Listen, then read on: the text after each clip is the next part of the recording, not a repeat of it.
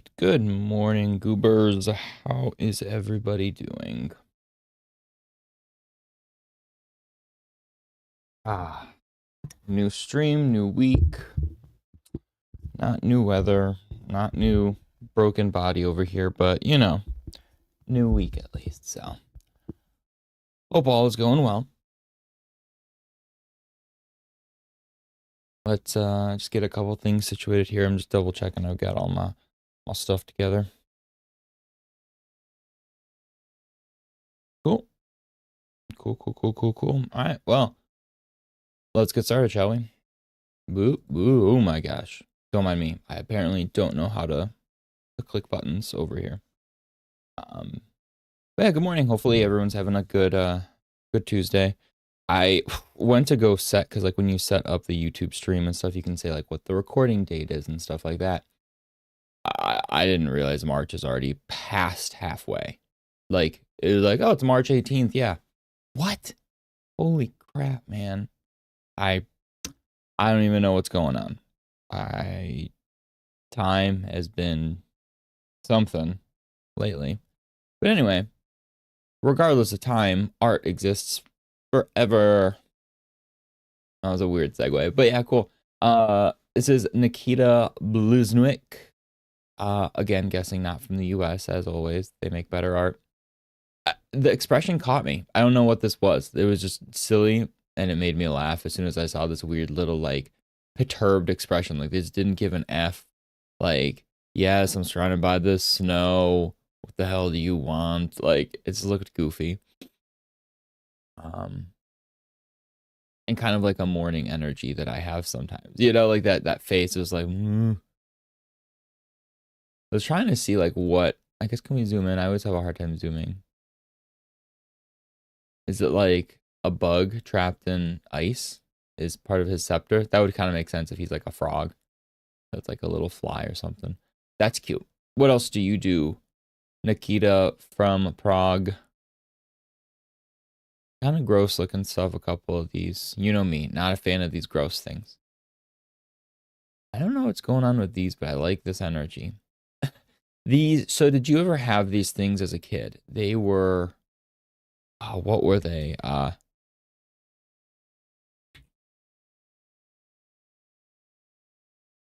These rainbow scratch paper were like, so basically what it was, that those that don't know, it was basically just an all black piece of paper, it looked like. And you didn't use a pencil, you used like a little dowel rod almost that looked like a thin pencil. And you would scratch off the black, imagine it being like a lottery ticket. You'd scratch it off to reveal the color underneath. So you would basically be drawing, but you're doing it by removing to expose what's below. In art, it's scratch boards and scratch paper and stuff we used to have.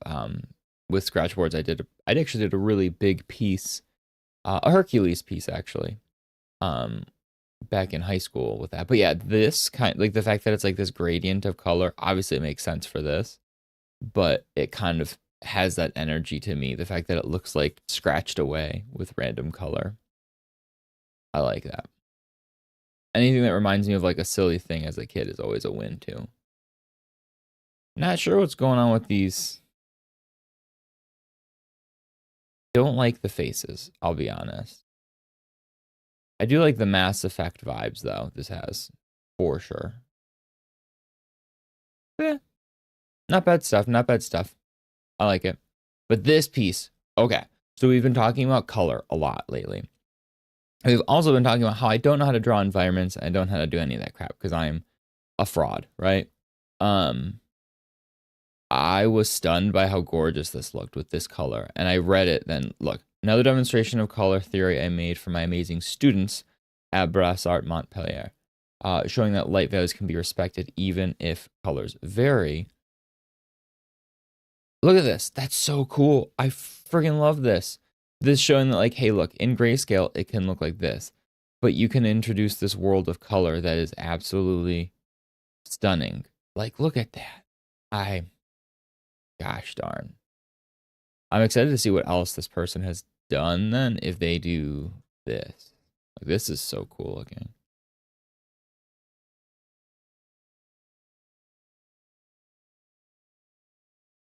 Yeah, I could. That's what I've been trying to figure out is how do you like really trying to get better with using color that might not be what you'd imagine, but making it look right. And this is a prime example of that. Like this is just look like a prismatic hunk of rock, but it all looks right still. So who is this? I didn't write their name. Bastion Grivet. Very colorful work. Holy cow. Holy cow. Looks very much like Sparth. Has that kind of energy. The artist,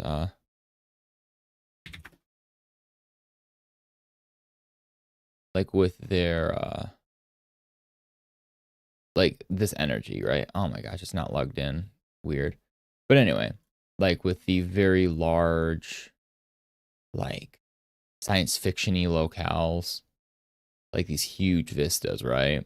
Like it has that kind of energy. And Sparth does a lot of like not muted tones by any means. They definitely use a lot of good use of color. They have more like monochromatic vibes, right? You can see with a lot of these like reds, greens, yellows, greens. Technically, these are like blues. You know what I mean? Like that's kind of how they do it. Where this person definitely branches off a little differently, and theirs is just like hit him with that rainbow. That was an Arcane reference, that episode, it said, but I haven't watched that episode yet. Ah, I'm so behind. Their use of color, it like I can just stare at half of these forever. Their characters are really good.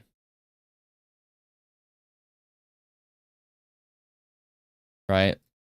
But I don't even care. I just want to see the color. Like, ooh, that's really pretty. With the way they have like a biker, but she's got like this little witch hat in light with these pumpkins. Damn. They worked on Into the Spider-Verse too. What Jessica Roger and I did for the Incredible Movie. What did they do? Concept art? I believe it. That makes sense.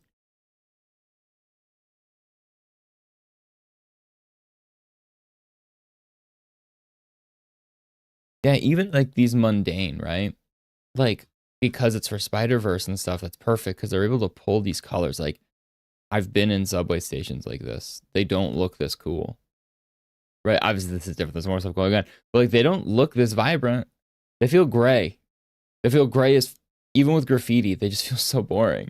But like the reds and the greens and the way they bring in this color really make these mundane places feel so alive.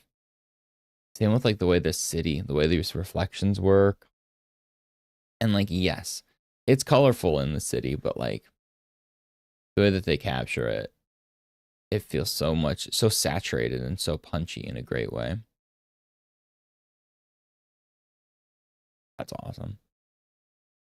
100% follow this person. My gosh, I could sit here and learn a billion things just looking at all of their environments.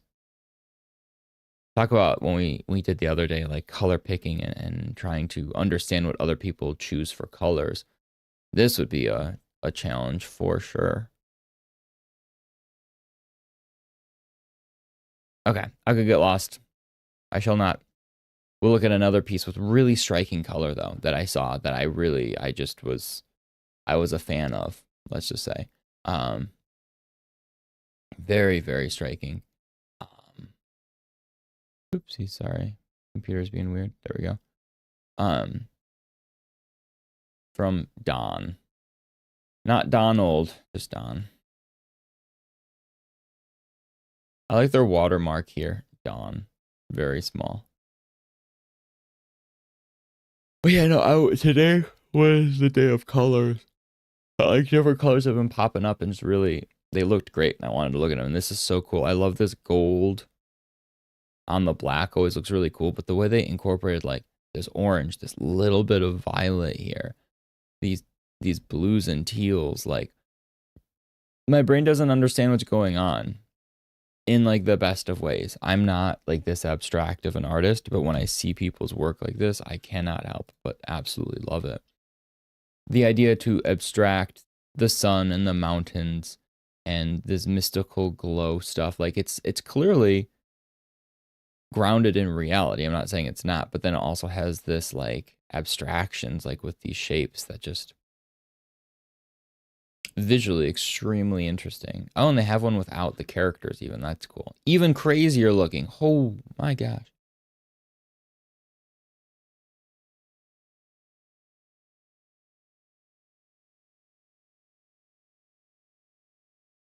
Is this done digitally too? Digital art. Doesn't say what yeah, but obviously digital. This reminds me of like a physical piece though. 100%. Oh, you see this in like a gallery type energy, right? What else you got, Don? Got high hopes after seeing that. Yep. Immediate. So cool. God, that's smart. When we run into people's accounts like this, I don't know where to click. Not here, I'll tell you that much. Not on this. I will not be clicking on that creepy peach. So their creepy things are kind of they're doing what they're supposed to, I guess.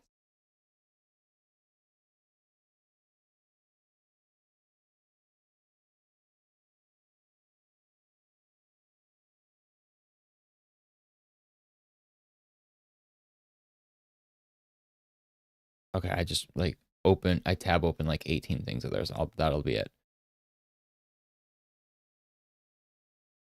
They do a lot of this, like this abstraction of the sun, this old Japanese way of portraying the sun. I like how there's an ad that says stylized horse base mesh. I think we know who that is. Right.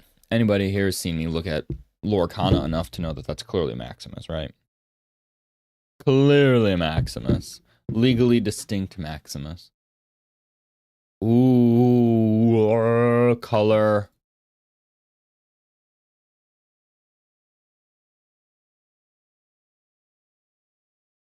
I'm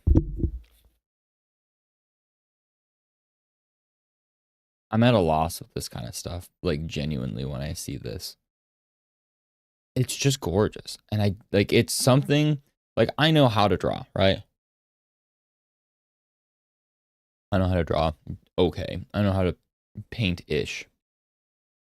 Their use and thought of color and these shapes and how again I can't use the again this abstraction of shape into these patterns are just like it looks like they're on a field again with mountains in the background and the clouds and the sun, right? Like it's not like wow, what is this? Like your brain looks at that and it's still grounded, but you also are stunned by just the beauty of all of this and the Beetleborg nature of their helmets.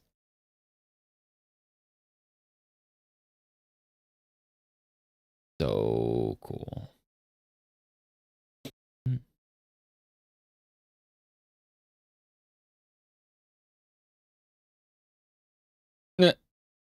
The very different style. Now suddenly here, the Moon Forest series. Kind of weird.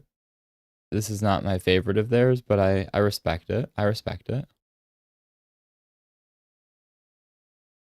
This oh, there's two more still. There's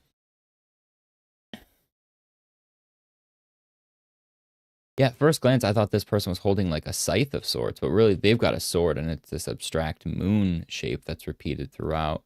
And these like floating lanterns, the glowing nature from below, like and it's still complementary colors too if we look, because it's basically just like the purples and the greens here are like reds and greens, and then like you know like everything just this is reddish to purple, and this is then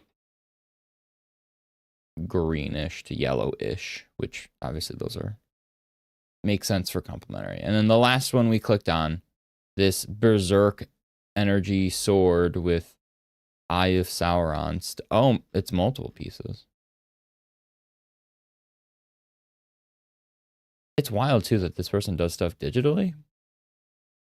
Like this looks so hand painted to me, which obviously digital can do a lot of that stuff. But yeah, I would love to like watch people do this, like see a speed paint, right? Not speed paint, but like see a time lapse of something like this, because my brain, like, how do they think in these shapes?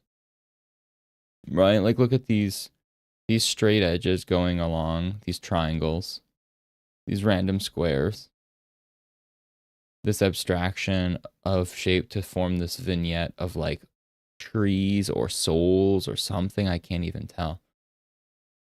I don't know. On to something less intense, color-wise. A speed sculpt of a tiger thing. It looks like I'm already following this artist. I kind of recognize the work, like this style of very fantasy creature.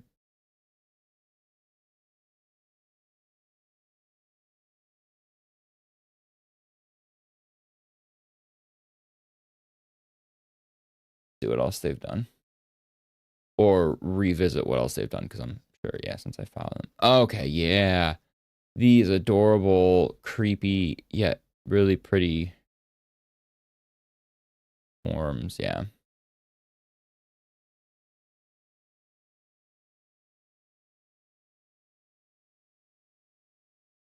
Holy cow, they've got all of 2024 speed sculpts. Dope. Okay, one more, because I know I got distracted looking at those.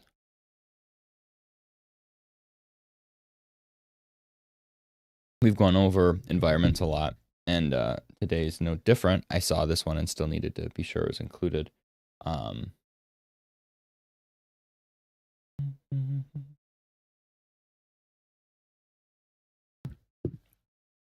yeah, a little tea house. Literal tea house. A house of tea.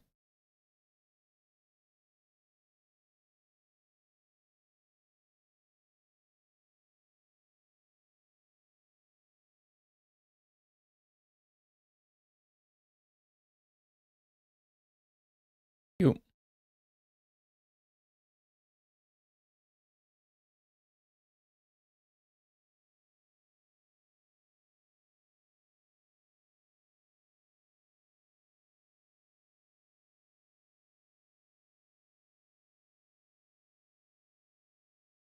Okay, a lot of fan art stuff. This person looks like based off of reading that just got out of school. Good luck. Good luck. Right now is rough. Where you live, though? In France? Never mind. You'll have better luck. Their environmental stuff is pretty cute. Looks like, again, going back to this one, it looks good. I like their way of thinking. I think some of these ways of rendering leave a little bit to be desired. Like, they're not hammered out designs quite as much, I feel like, but I don't know why this is included. This weird. I wonder if this was supposed to be a video time lapse. Well, yeah. Pretty cool stuff overall. I like it. And let's do one quick, we'll do this too. I always have so many notifications of new things. Let's take a peek at 2 notifications of people I already am following. So Satoshi Matsura. We've talked about this person's very distinct graphic style, very, oh my gosh, what is that game? I cannot remember. The darkest dungeon. There we go. Very darkest dungeon energy this person has. I like it. Very geometric shapes. That sounds like I know what we're looking at. And then this one, a Q-Fig, which I don't understand if quantum mechanics are still doing things. I keep seeing Q-Figs posted. And yet I don't see more Q-Figs being made. Ever. Because Jason Sosa, I'm pretty sure he's the one that did, yeah, he did like the Ninja Turtle ones. He's done a lot. Like, look at this. I would buy that in a heartbeat. It said it was done for QMX. Like, for them, like, they would have made this. Oh, I don't know how I haven't liked that one. I think I liked it in other places too. But, like, I don't understand what they've been doing. Because I keep seeing stuff like that. Like, keep seeing new Q-Figs.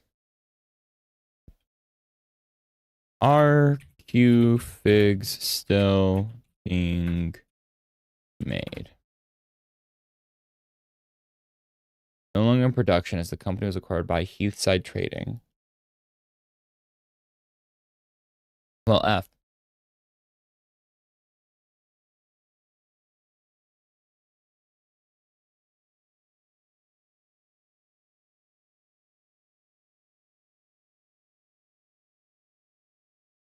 But again, so that was just an old ass one, right? So obviously this was old. That was a year ago. I remember this one. That Spider-Man one clearly was new to him. But it must have just been an old piece that he's now rendering out for us to see. Darn. I got hopeful that they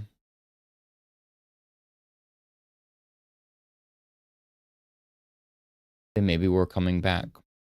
It was such a disappointment. Like, it's always lame when you get into toy collecting and stuff like that because like everything in life, it doesn't guarantee that it's gonna exist still, right?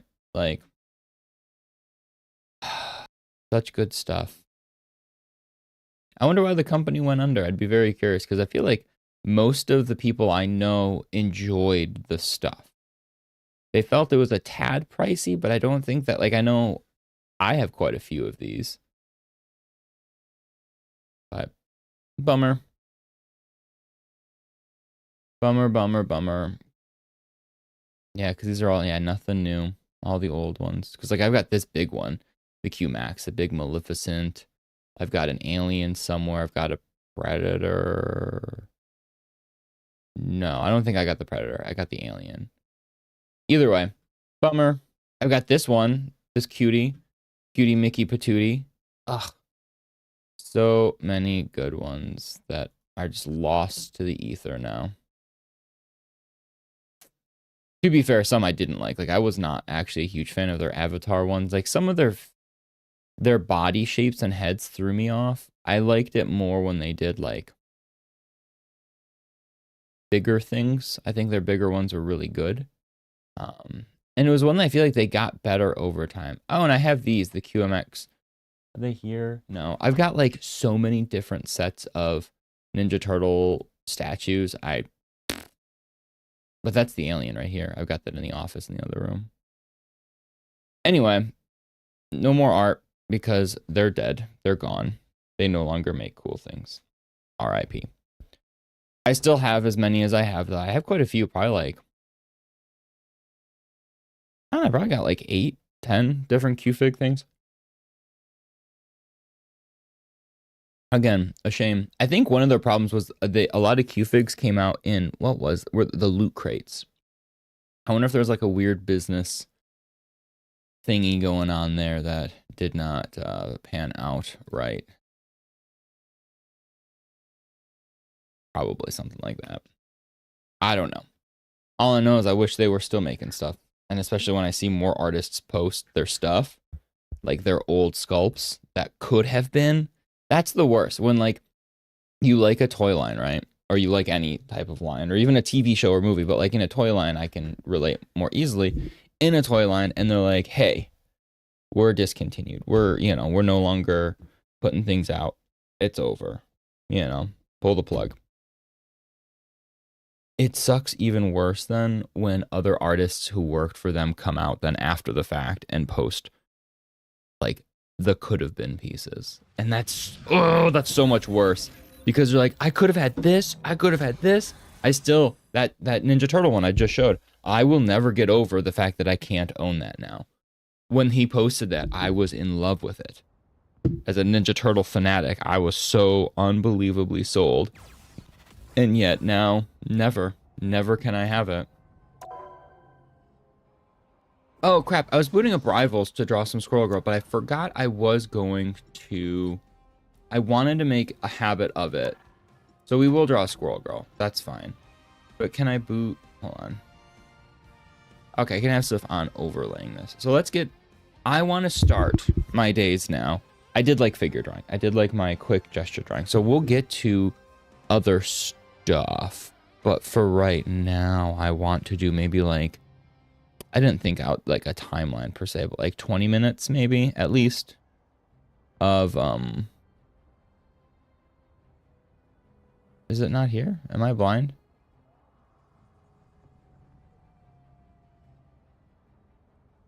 I have it on the desktop. Put it on there. What the deuce?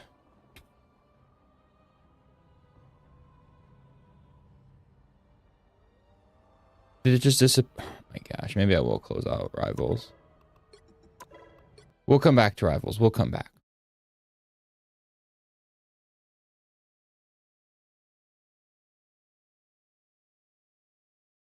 Yeah, right here. Gesture drawing. Why is that not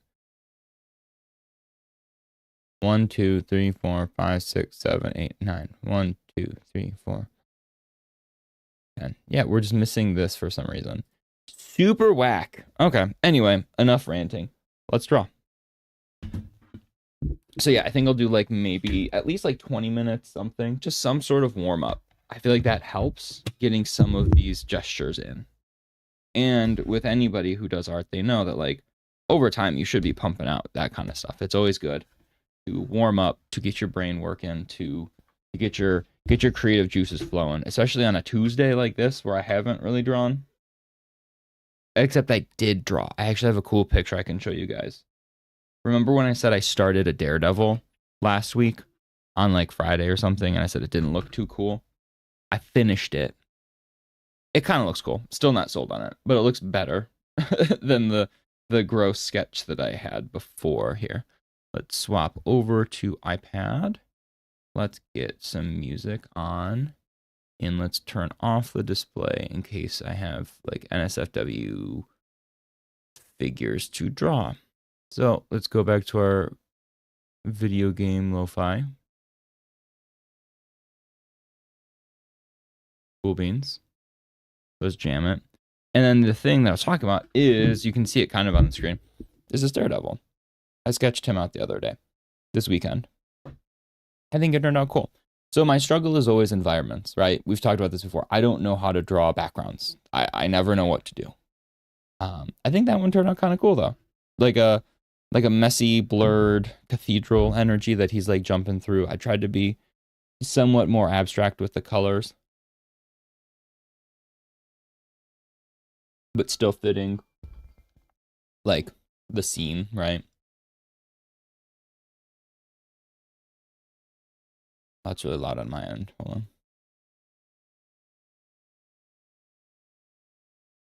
I always worry if it's loud and I don't have it on my headphones that you guys are going to hear it through the mic, which is always gross. But yeah, so Daredevil, but shh, don't tell anybody. I'm not going to post it yet. I'm waiting. No spoilers for the show, but I'm waiting for... how do I say it? I have a feeling something is going to happen soon, and when that something happens, I will post this picture of Daredevil. Cool. Spoiler free rationale.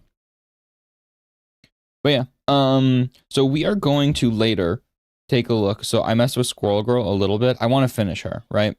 We want to finish her up. She needs to be done. I don't know what we're going to do. We're going to brainstorm something for her background, finish up some things that stand out.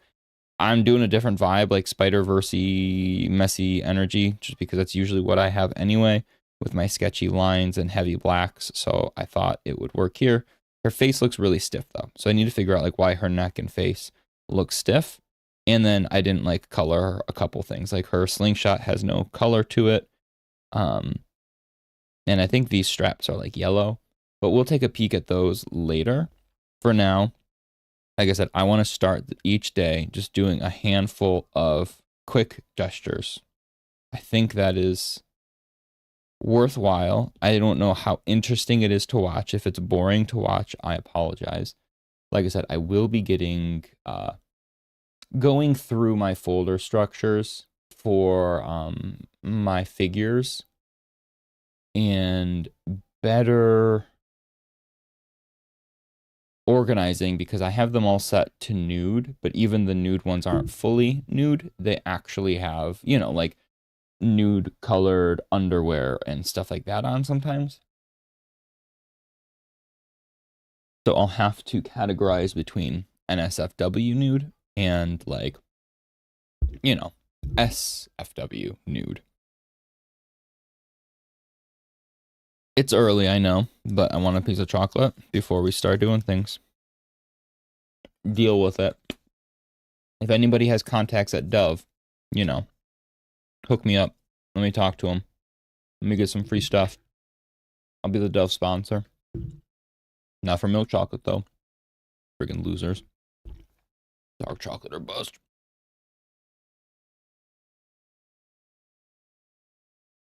All right. So, we're not going to do as much figure drawing as last time. Because I don't want to. That's not the goal. The goal is strictly get some cool shapes down and, like, half warm up just in thought. We don't need crazy.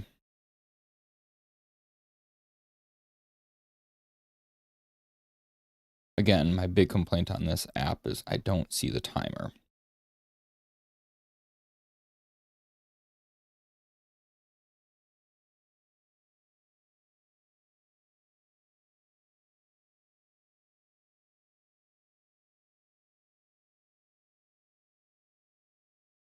That is weird. I don't know what I did there. Gave him, like, centaur legs real quick at the end. I sketched out.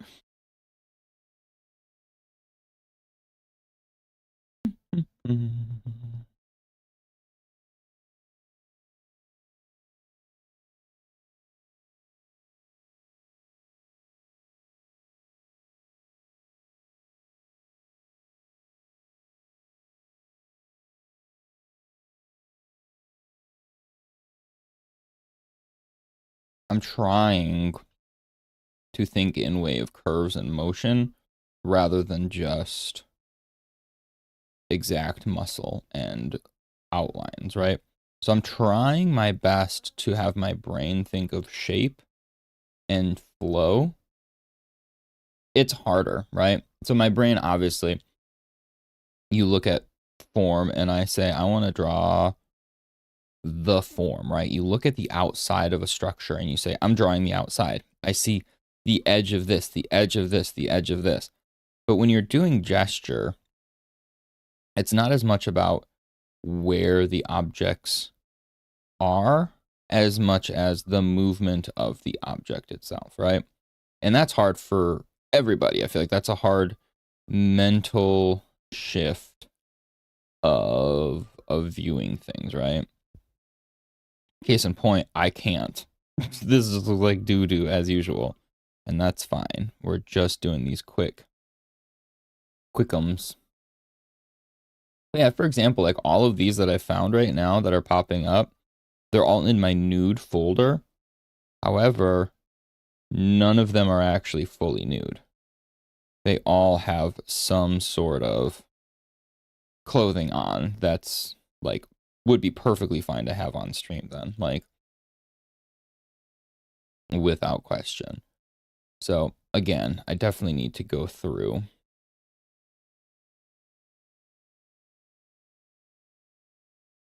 But I can't do it as is right now because then all of a sudden you'd get boobies and vaginas and wieners and all these things out the wazoo.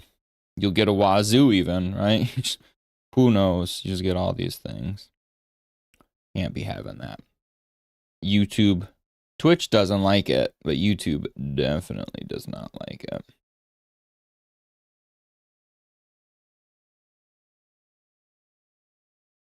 Yep, like right here.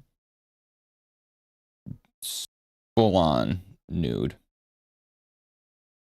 This lady's like, I have a whole set from hers, I remember, that, like, she is in great shape for sure, no questions, but she is very much the plastic surgery woman, like the fakest of boobies, the botoxiest of botoxed face, the nose job of nose jobness. Like, she's very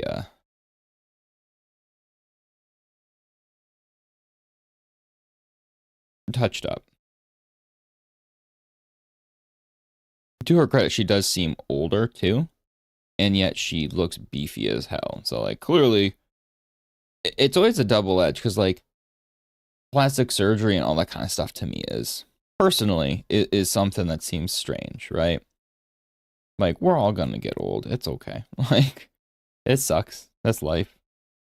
But then like when people do it just because they have the money and they want to look better by paying money, that feels very different than someone who is clearly dedicated their life to being in shape and being a human, a person who focuses on their appearance, right? Like they've always really worked hard to be muscular and fit and strong and how they deem attractive, right? And like, I don't know, not that that changes the thing that's happening at all with, but it, at least to me, it fits more of a character of like wanting to uphold what they've been doing themselves. Whereas when other, like, I don't even know what this body shape is. This is hideous. But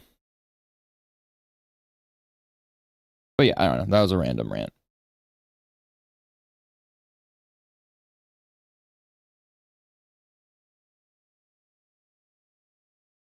And I'd have to look up too, because like I imagine I'd be curious, like speaking of like needing to figure out the nude versus like fully nude and not fully nude, right? I'd be curious to see like because like this girl right here that I'm this figure, she has her butt. No boobs, no anything else. It's just like her butt is very visible. So I wonder if that like where does that lie on the Twitch and the YouTube use of like nudity? Not sure. I feel like in America here we're way more strict on it anyway. Whereas it's like, hey, you want a gun or you want alcohol? Sure thing, kid. Oh my God, you saw someone's butt? Never. Like, Jesus, we all have butts.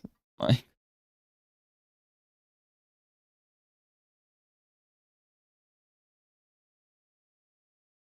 and if you don't have a butt, I kind of would like, is it just like pancake scenario or like straight up like butt surgery and it got removed? I don't know. Intrigued now though by this fictional idea I just constructed.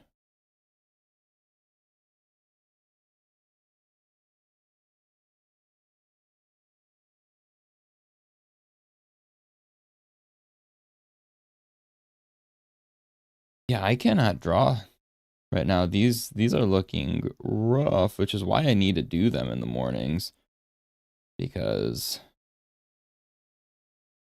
sometimes I wake up and I start doing stuff and my brain is not ready to do this kind of stuff. And so I need something like this to be like, hey, you suck, remember? So don't suck. Get better.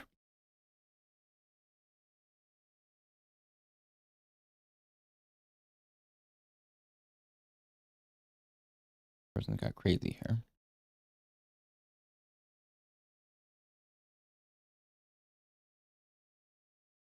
These are rough. Holy crap, holy.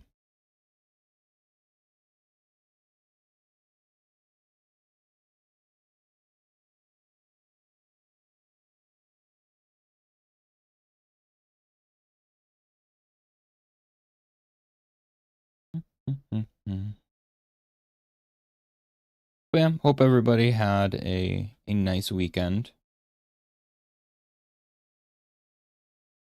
It was strange weather here in Chicago because just the other day I got to put on shorts and a t-shirt. It was like 70 something. And then quite literally the next day there was snow on the ground. So that's cool. So that's a thing, right?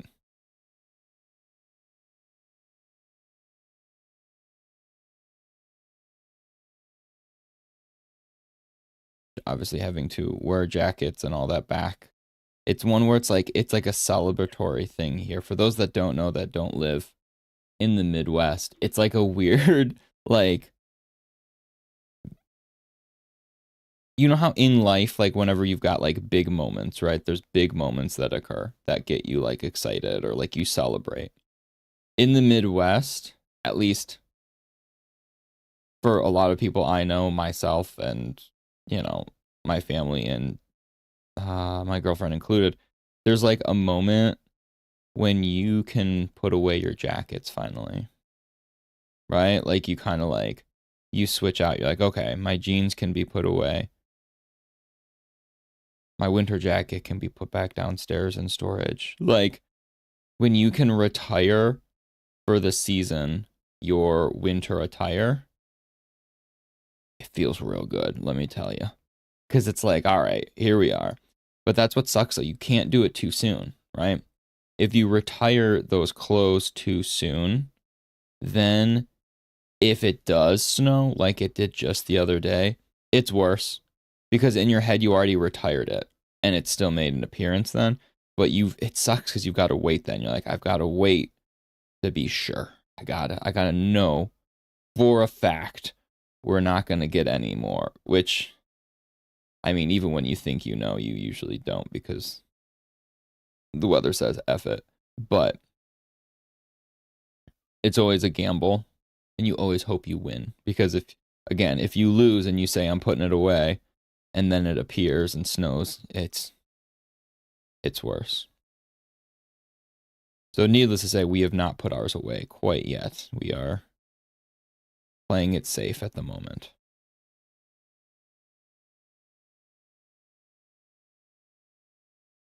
This is longer than the 40-second ones just because I paused it because I was yapping. And I wanted to draw something that didn't look like doo-doo for a moment. Or at least not as doo-doo. Like, this still looks like doo-doo.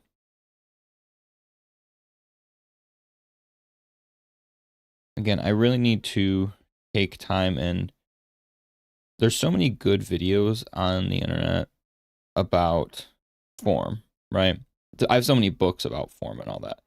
But like, I feel like my brain needs to like rewrite itself. So sometimes you're so stuck in the way you do stuff. Again, this pertains to life, not just art. But like, we get stuck in so many things, right? That doing it better is really hard, right? Taking a thing that you already do and trying to do it better is really freaking hard because you already do it, right? Your brain is locked in. You have this way of doing it already. And so even if you learn the quote unquote better way, your body is like rejecting it. It doesn't want to do it because you're like, yeah, but I've done it this way for years. Unfortunately, that applies to politics and different bad things too that people seem to hold on to. Well, I've done it this way for so long, right? But that doesn't mean you can't do it the other way now, right? Like, yes, if you have been a supporter of X, Y, and Z your whole life, but then things happen that, hey, maybe you shouldn't be a blind supporter of X, Y, and Z. Sure, it's hard sometimes to mentally shift because our brains say, yeah, but this is how we do things. This is how we've always done it. But that doesn't mean you shouldn't do it for the better. If I've drawn figure drawing one way my whole life, and this is how I do it, that doesn't mean it's the best way. So relearning a better way may be more difficult, but that's what makes it better. Like, I think it's something to be said about complacency and ease in our culture. That I'm not saying I'm not a victim to it too. I do the same thing. Like, where you become comfortable in a method, in a way, in a mindset, in a thought process, in so many different things, right? That it's hard to change it. We get like being stuck in your ways, quote unquote, is a phrase that exists for a reason, right? Because we all do it. We all get stuck in our ways, and breaking that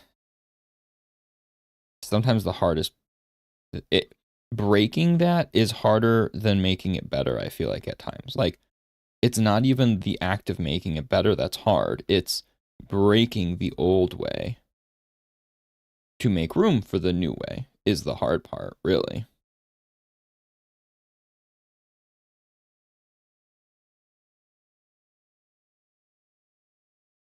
But yeah, random rant.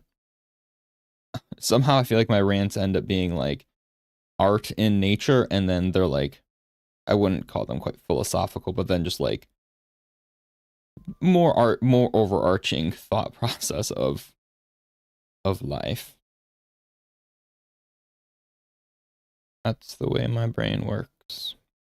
For better or for worse. Okay, I don't know why I'm still noodling this weird little sketch here. Especially because the proportions are forked. It's fine. Because you know what we're going to do? We're going to do this. Whoop. And just say, go itty bitty, go away. We don't need to look at you now. Now you're just another shitty sketch in the pile.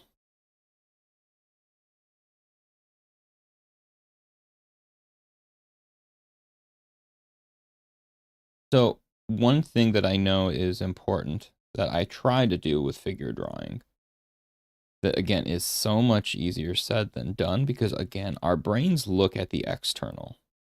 We look at the shapes, we look at the overlaps, we look at the forms, right?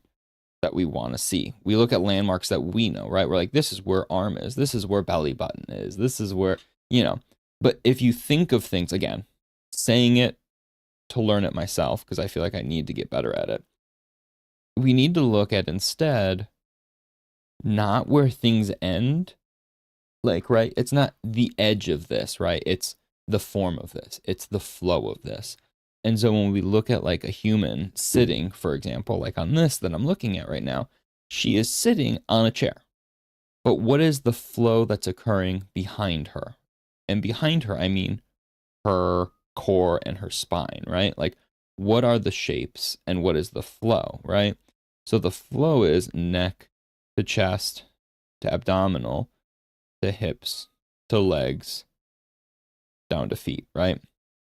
So watching and observing that flow is technically what we should all be doing first.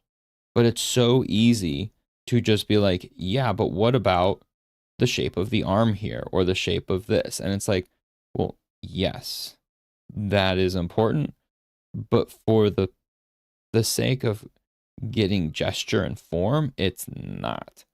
And that is hard for me to do. So again, like I said, I'm saying this from a place of I'm trying to make it better as well.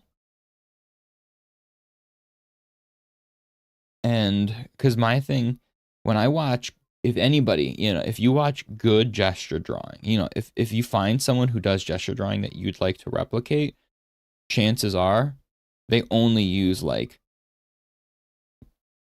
20 some actual lines in their forms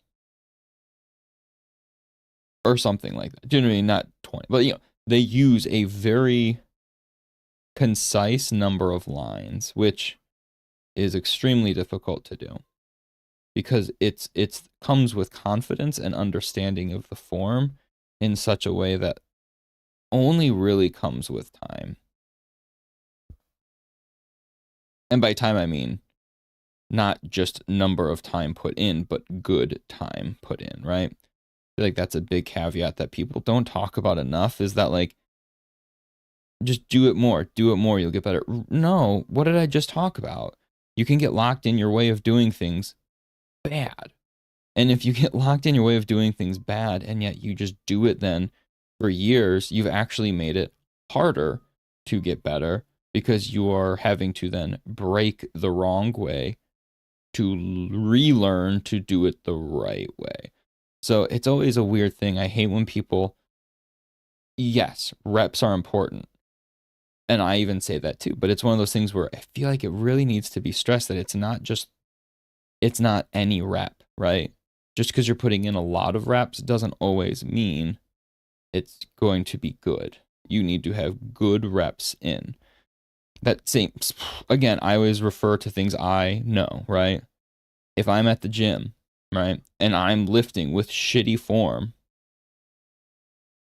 I'm not going to build the muscle I think I'm going to build first and foremost, and I very well may be injuring myself in the process. Or let's say I'm playing Marvel Rivals, right? We talk about Rivals a lot on stream.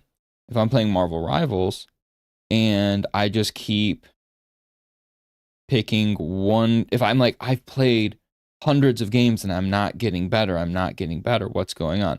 Well, are you actively trying to get better each game, or are you just going in, booting up, and clicking buttons to play the game, right? Like, did you learn? Did you analyze what you did wrong? Do you know what you could have done better that game that you did lose just now? Did you self-reflect on what could have been a better use case of this or that? Like, it's all about having a plan and then putting in the reps. So if you don't have a plan before you start doing the reps, it could not only be wasted energy, but also detrimental depending. And so when I say, you know, that confidence in line comes from time, comes from good time, not just willy-nilly time, right? And if you don't want to take it serious and you just want to do some willy-nilly time, I mean, that's on you. You don't, everything we do in life doesn't have to be something we get better at, right? I am an artist and I'd like to get better at making art. I am a nerd who plays games quite seriously and I've always played that and I really like them. I'm going to play them to get better a lot of times, right? Like, that's just my personality. But if you want to do a thing and you know you're like, hey, I find joy in doing it this way.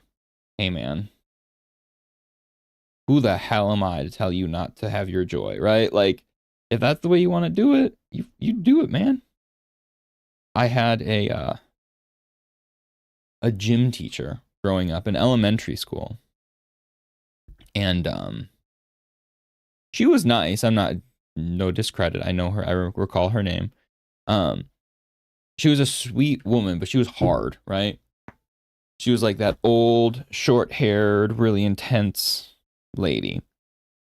And I remember I got my tonsils out in 5th grade. Tonsils and adenoids, and they ruptured, and I had a whole problem where I had to get rushed to the ER. That's a whole other story for another day, my friends. Honestly, it's one of those traumatic stories in my life that I've probably, on stream, I will probably tell it a lot, and I won't even remember I've told it a lot. But just because it's one that comes into my brain a lot. But at any rate, I remember I had to sit out a gym then. Hey! Good afternoon. I guess, I don't know, maybe somebody it's morning. Or no, it's still morning here. Morning here in the Midwest. I actually completely lost track of time. It's 11:30. You made me think time passed way further for a second. Yeah, chat's actually been kind of, so I switched. So I know when you stumbled on here, I was doing Monday, Wednesday, Friday, and I actually was getting some decent amount of views and people, you know, people in chat and stuff. But I feel like since I switched now to Tuesdays and Thursdays, it hasn't been quite as prevalent. So I feel like I'm like trying to rebuild back up people, because like my old regulars are kind of kaput. They haven't been stopping by as much, but all good. Timelines are weird. But yeah, no. Always when you're retired, you don't look at the clock. The only alarms in my phone are for appointments or water volleyball. Fair. Were you, okay. There's a question that I feel like there's two different types of people in the world, right? People who set one alarm, like when you need to, like when you needed to. So like, okay, you don't set alarms now, but when you needed to, do you set what alarm? Like for your morning to wake up. Were you a one alarm person, or that person that makes like, I need to be up at 7. So you see the alarm is like 6:15, 6:30, 6:35, 6:40, 7 o'clock, and then a 7:15 just in case. I feel like I know quite a few people that have that type of structure for their alarms, and it makes me laugh that it's like, damn, you need that many? That's crazy. That said, I am horrible at waking up, so I guess I maybe should do that myself, but you know.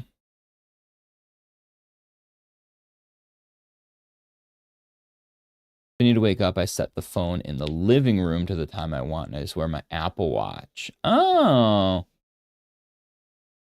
Oh, and you're an early person. I don't know what that's like. Weirdos. I'm always late. My mom, I grew up with my mother, who she was the queen of saying, I'm on my way, telling someone, calling someone, well before we've even left. And like, that's been ingrained in my head then. Like, that's how you do things. Or like, party is at 6 o'clock. We'll be there at 6:30 then. You know, like, that's the way our family does stuff.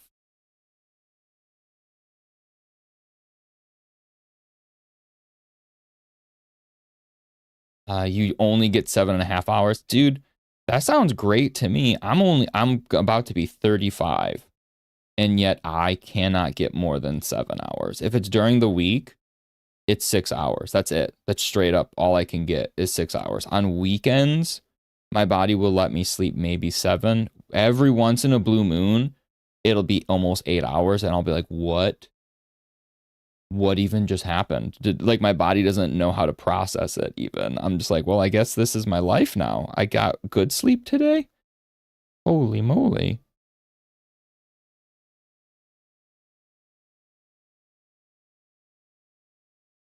That's nice that you got not too much stress, so sleep isn't too bad. Yeah, I don't know. It's the problem for me is 6 hours is fine. It's when I get under, even if it's like 5.5, my body can tell the difference. Like 6 hours, yeah, that's pretty solid for me enough. But the second it gets under 6, though, it's like my body has like a minimum threshold needed. And it's like, hey man, we hate you and you should have slept more. And it's like, cool, thanks. All right, I'm noodling this one. These are supposed to be like minute or 2 minutes. Boop. Yeah, less than 5 hours. Ooh, don't even. I'm dead. Less than 5 hours doesn't even count as sleep then. I'm dead. Straight up dead to the world.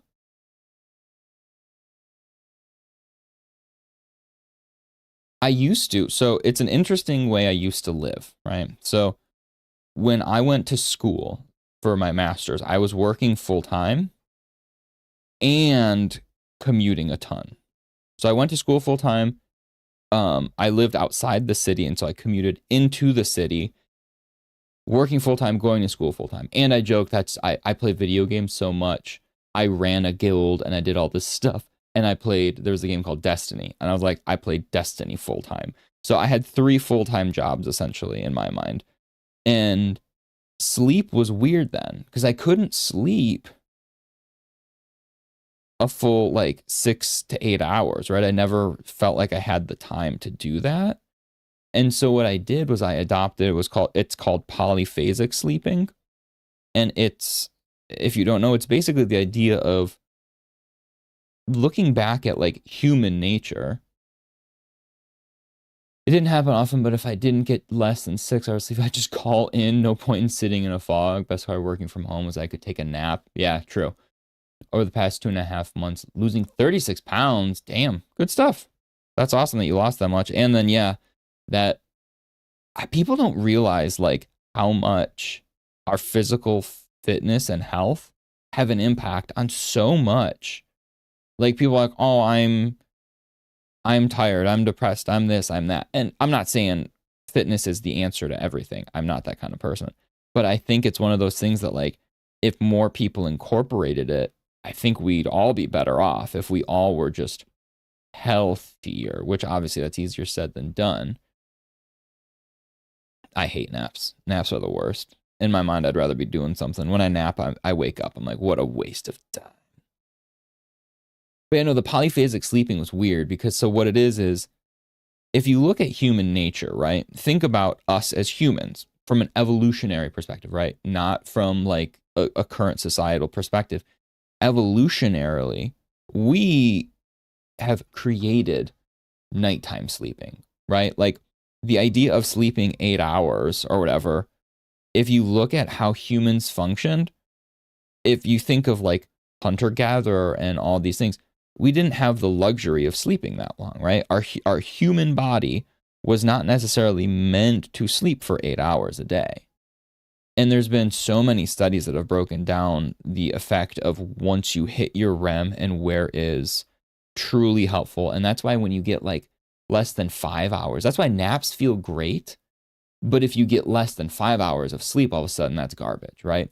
There's this weird middle ground that occurs because as animals, as humans, right, we were not meant to sleep for these long stretches of time at first, right? Like we have created that. That's a self-inflicted set based on how our society functions.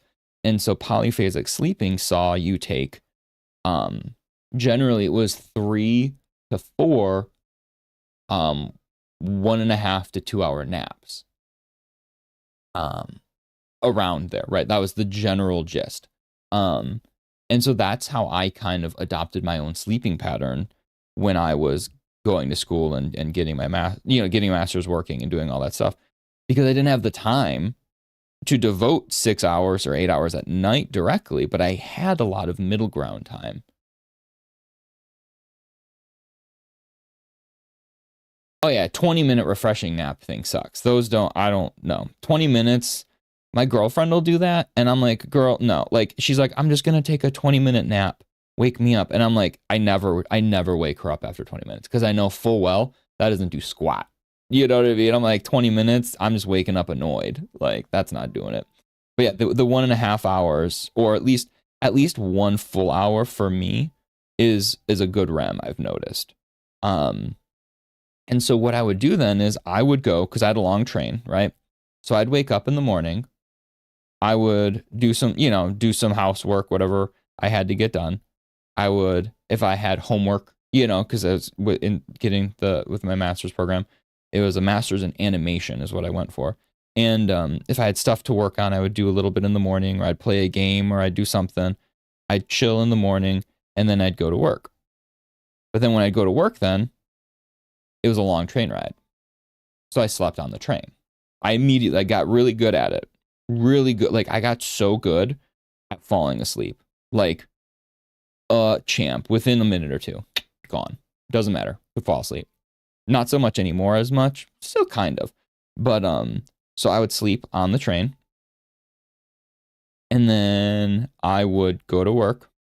And then for my lunch break, it was like literally right in the heart of the city. So I would go, depending, I had multiple like nap locations. So I would take like a slightly extended lunch, a little over an hour. And my nap then would be for that. And then I'd eat at my desk, right? Lunch was always at my desk. I've never been a person that like uses lunchtime to actually eat. I'll eat and get stuff done. I don't want to waste my time.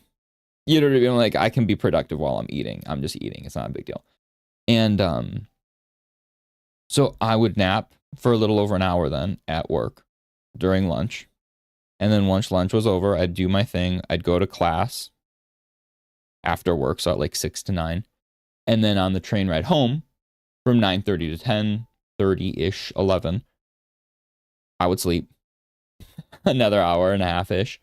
And then when I'd get home, I would then do, I'd cook, I would eat. Sometimes that's when I'd work out then, was late at night then usually. And then maybe play a game, play Destiny. I'd go to bed around 3, and that was my big nap. Then I'd take like a 3-hour nap. And then I'm up at 6 and you go back again. So it was like this weird, like super bizarre way, like very awkward way of functioning. But I actually really, really liked it. Like, so it had drawbacks, right? Being in my like mid-20s and being like, sorry guys, I got a nap. Like, you know what I mean? Like, ooh, I can't go out after because that's going to throw off my nap schedule. Once class is over, I need to hop on the train and nap, right? Like, oh, you want to go meet up for lunch? I'm sorry, I can't do that. That's my nap time. You know what I mean? Like, you feel like a child almost, like a little baby, like, no, I can't do that, but it's nap time. But I also, well, that was the thing. I was always on the go, but because you're always on the go, then in my mind, it was so much easier to find small sections of time to sleep rather than devote one big time, right? Because then I still had my nighttime when I'd get home and my mornings. And then I would just kind of like cut out the middleman of these middle interim times that usually aren't as productive. But yeah, it was weird, but it definitely worked. I honestly felt always super refreshed. Like I never really felt run down. It felt, like I said, weirdly natural. Because if you think of humans, imagine living without a house, without air conditioning, without all these things. Like you would wake up, your body wouldn't be, we had natural predators, right? Like we're not just going to be sleeping in a forest. Like your body's going to be waking up. Or even if we're going to civilized times, once we started farming, right? Farming, there was 2 sleeps. If you look at history, humans went to bed at like 6 when it got dark because we didn't have any, we didn't have the electricity, we didn't have that stuff. But then they'd wake up at like 3 in the morning, or not 3. I don't know exactly. I don't remember the exact timeline, but the idea was humans with like old school farm, we'd go to bed early, like early once the sun was setting. Hey, bedtime, and then you'd get up halfway through the night to tend the field and do that kind of stuff. So it's like the human body was made to have like a more, I don't want to say sporadic sleeping schedule, but I feel like we have become weirdly different than what our bodies were made for, right? Which, I mean, that's the reality when we look at half of the things that we consume, and all that stuff. It's, who knows? But all I'm saying is polyphasic sleeping actually worked pretty well for me. I was a fan.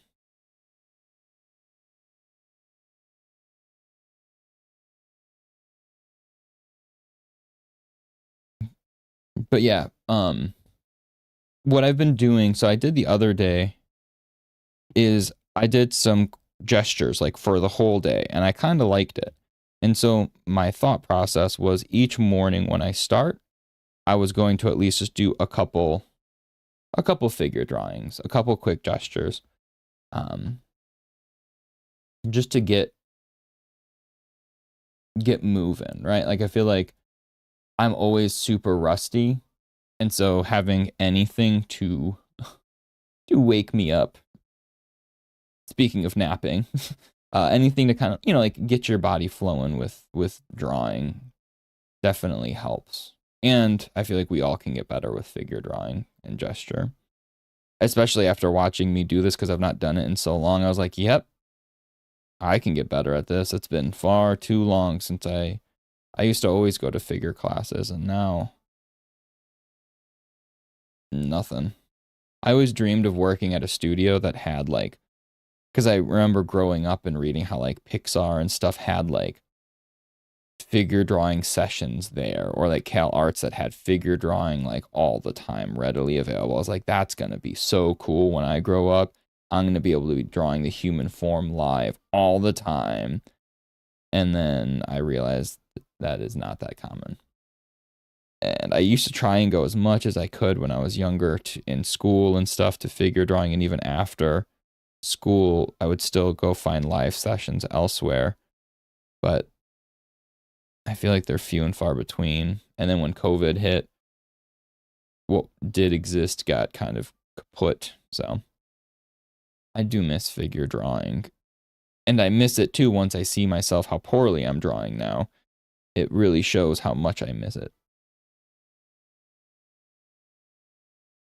How much I needed it.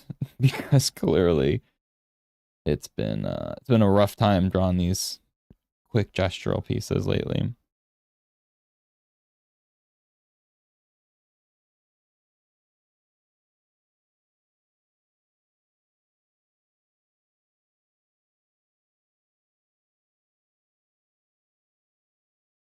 Oh, I forgot I was yapping about something before I got on my weird rant on sleep and stuff too.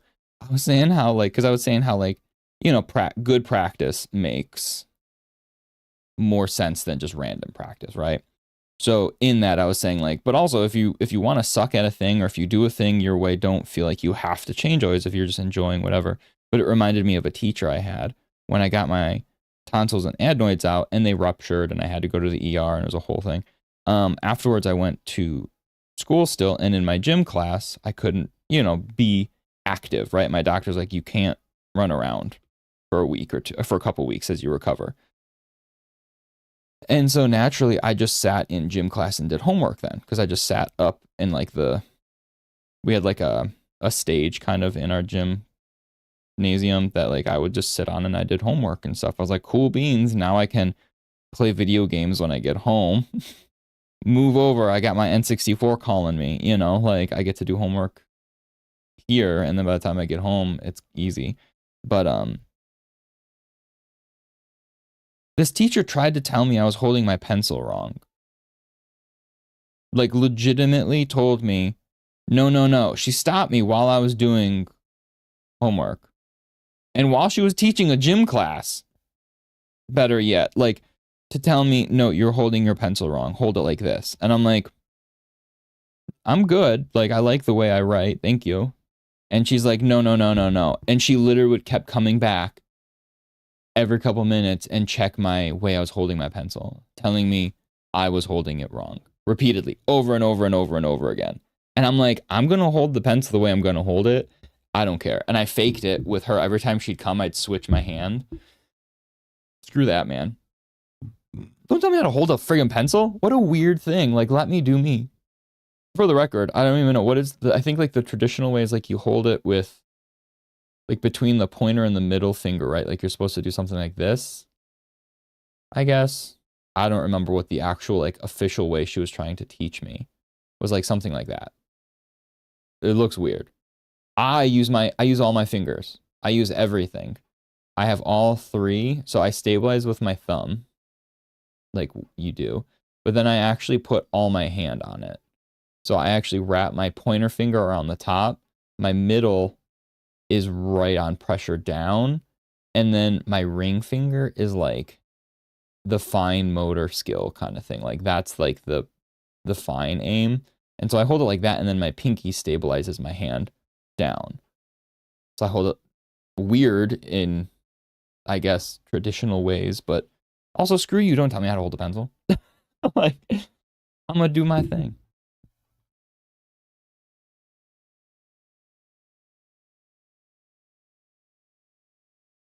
Yeah, everyone holds it different. I had an oil painting instructor who, instead of making suggestions, would take the brush and change your painting.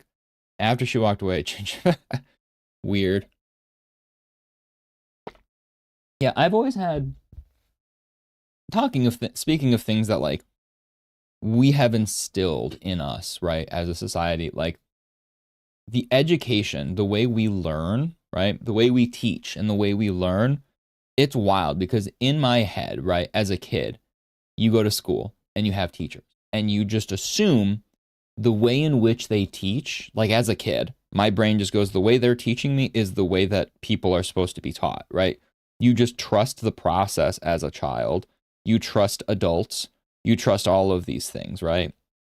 Obviously, there's caveats to all of that and people's experience change things. But that's, generally the vibe of children. But the reality of the fact is our methods of teaching and how we understand how the body and the brain actually learn and retain is so juvenile, right? Like our methods of teaching have evolved so many ways because we keep realizing that like everybody learns, just like you said, everyone holds things differently. Everyone does stuff so differently. And so thinking that there's like some end all be all, quote unquote, correct thing is nonsense, right? Like our very understanding of how to teach and how the human brain consumes information and retains it and learns is in its infancy, truly still. Like in the grand scheme of things, we are infants with a lot of things. But then also, especially like our understanding of the brain and how learning truly happens. And so it's wild when we think about so many things that like, we don't know shit. Like realistically, like And so when someone has the nerve or the gall to be like, this is the right way, it's like, no, it's not. How dare you think that? Like, how either simple-minded are you or self-centered? Those are the two things I think of. Either you are so simple-minded you believe there truly is only one right way, or you are so like intense that you believe your way is the right way, which I'm not going to lie. My way is always the right way, to be fair, right? Like, my way is perfection. I think we all know this. If anybody else is doing it is wrong. But no, especially when it comes to learning, like that kind of stuff, especially like that's like, yes, there are some things that are functionally more efficient, right? And I'm a stickler on efficiency and stuff like that. Like, I understand there are some things that we know when it comes to physical things and stuff like that, efficiency can be tracked, but like efficiency in learning and adapting our brain to things is where I draw the line of like, okay, but that does not, you don't know what efficiency is for me when it comes to this, right? Like, yes, if I'm picking something up and walking a mile and then dropping it and picking up another thing and going back and forth in like a super not optimal way, yes, that is wrong. There is a functional way to get things done in a more efficient manner. But when it comes to certain things, it's like, that's not, efficiency doesn't mean shit. Efficiency is how my brain does it.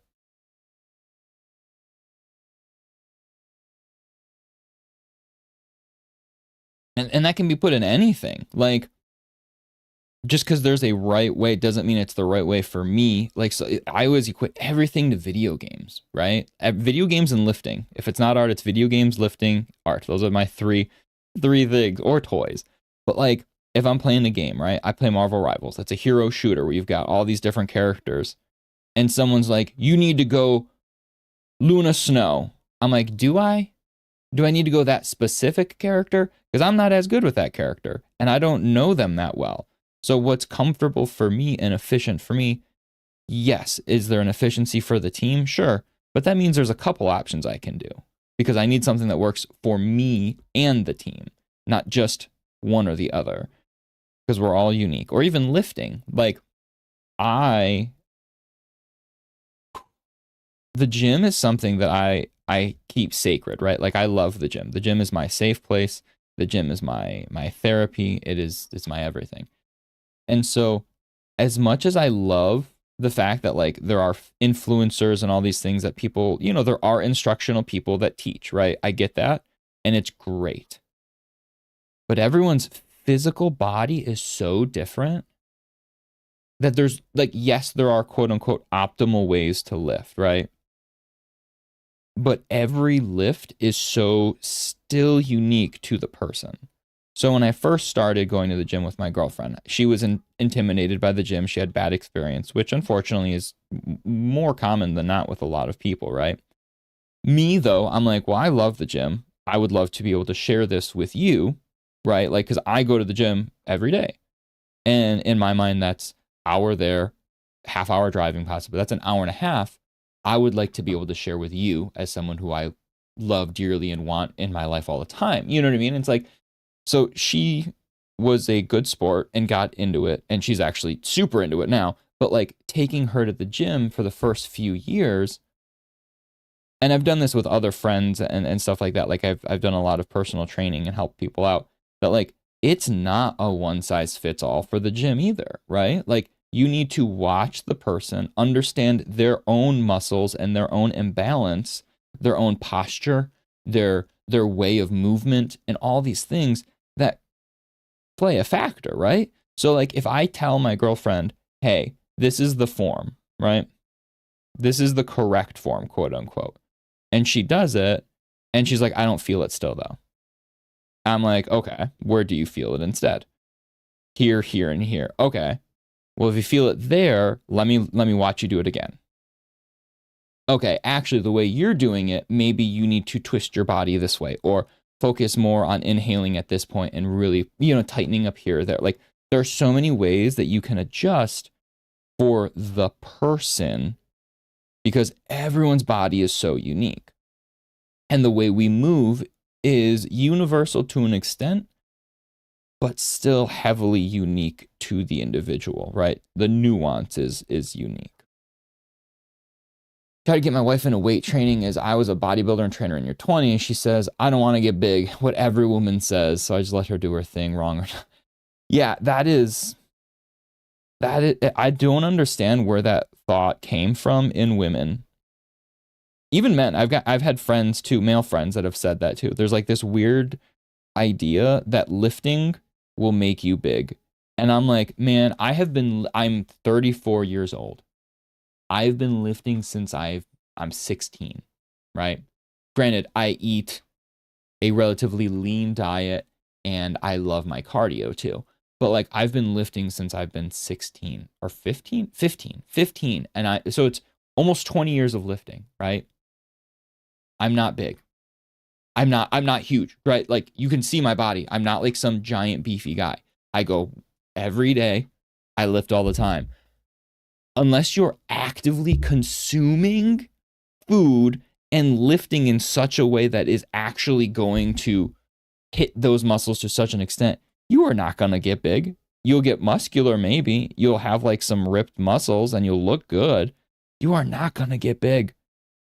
And if you do get big, you're a genetic anomaly and that was not likely to happen. Like, yeah, you're right. It comes from people who know nothing about lifting because it's like, that's not how that works. And I feel like social media and all of our society doesn't really help that either, because like then you have people who are fitness icons or actors and stuff like that who ever since, the Arnold era, the idea of strongman now doesn't exist. Strongman is fat. You have to eat multiple meals a day, supplements, and years of lifting. Yeah, to get naturally big, you need to be so on top of your diet. It's not even, half of it's not even the gym. Like the gym is like a third of it maybe at that point. It's the diet you're intaking and how much and how often you're pumping your body with that protein and with those carbohydrates to break stuff down and the right kind of carbohydrate. Like all these things, it's like, yeah. But no, there's something to be said about the Arnold and for better for not what Arnold did and didn't do, I guess, for the visual aspect of how we consume and understand bodybuilding. Because I feel like it was that era of bodybuilding where steroids became more prevalent and all this stuff that suddenly strong was superhero strong, right? Like new superhero strong. You look at the old Superman and stuff like that, they looked like strongmen. The original Superman costume was literally based off of a circus strongman. That's the spandex and the underwear. That was a circus strongman because that is what we as a society saw as strength because it was actual physical strength. But then you look at nowadays and we have these bodybuilders that unless you are ripped and you see every striation and you have these bolder shoulders, like you are not viewed as strong then, right? Like unless you have these physical visual attributes, people don't see you as strong. And so there's this assumption then that people think, oh, people who lift get big because big means strong. And it's like so many of those statements are wrong. Like so many of those are incorrect. And it's weird because I grew up watching strongman competitions all the time. That was something my mother and I used to do. I'm Lithuanian, and we'd always root for the one Lithuanian, not Igor, old Lithuanian strongman. Doesn't matter. But I loved watching strongman competitions, and that's what I viewed as strong growing up at first. But then I was contradicted by the fact that like comic books at that point, in the 90s, they're all about these massive muscles and like ripped bodies. And it's like, our perception of what bodybuilding is and what strength building is and what muscles even are, I feel like in society is so skewed, right? That it's weird. And unfortunately, you get then that energy of where it's like, no, lifting is good for, lifting, people don't realize, is good for your long-term health, right? Like when you're 80 years old, and your muscles are actually trained in such a way that you had strengthened them and they're not atrophying at 50 or whatever, like you can have better long-term health because you were able to train your muscles and keep yourself active and do these things. Like it's proven time and time again. And so it's just, oh yeah, the damage that it's like the butterfly effect thing of like, obviously I'm not saying Arnold Schwarzenegger is the problem that caused this, but I'm just saying like it's one of the pieces you can kind of look at that in terms of what bodybuilding and steroid usage has changed our view quite drastically on the human body and the form itself.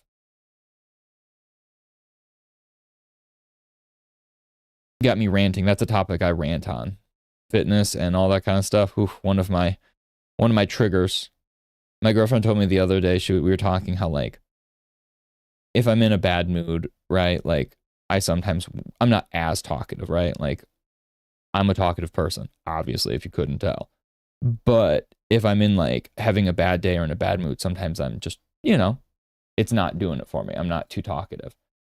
She's like, unless I hit you with a trigger word. And I'm like, what do you mean? She's like, if I hit you with a topic that gets you talking, there's a couple topics. It doesn't matter how, like what mood you are in, you will talk. You will just not stop talking. And I was like, I looked at him like, yeah, that's actually pretty accurate. I feel like that is kind of what I do.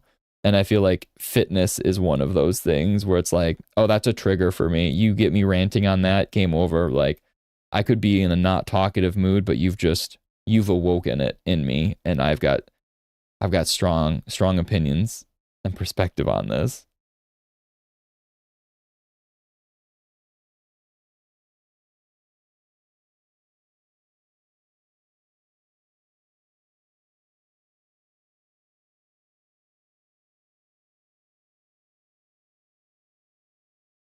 All right, I think this will be the last little figure drawing piece. I don't even know why I drew so many times.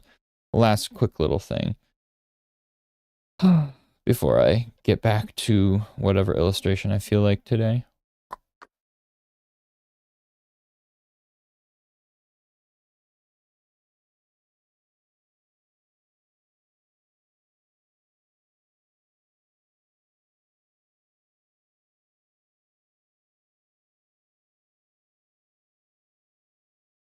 Yeah, I was debating. I kind of don't have anything like super new I felt like drawing. I think I was going to finish up Squirrel Girl.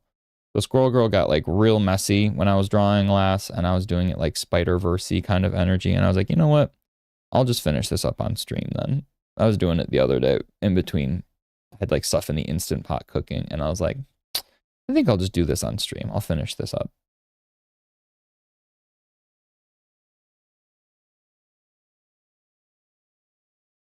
Some days I'm not like I don't feel like starting something new. Especially when I open up my roll of stuff in my iPad and there's like 30 unfinished drawings. I'm like, I really should probably finish something.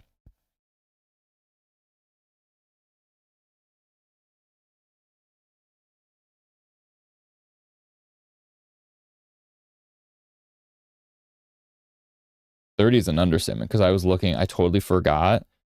Like, you can nest folders. What the did I just do?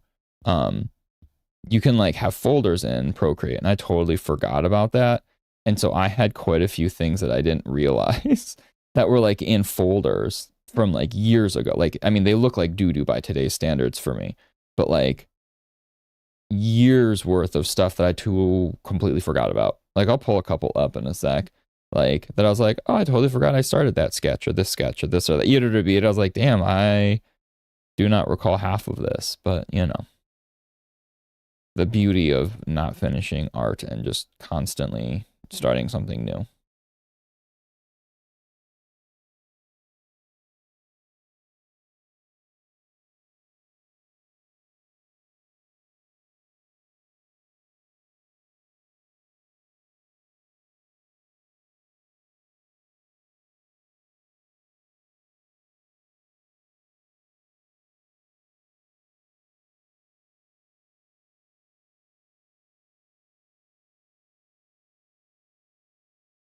hopefully when I draw later, it's better. I feel like these have all been pretty iffy at best. My figure drawing today.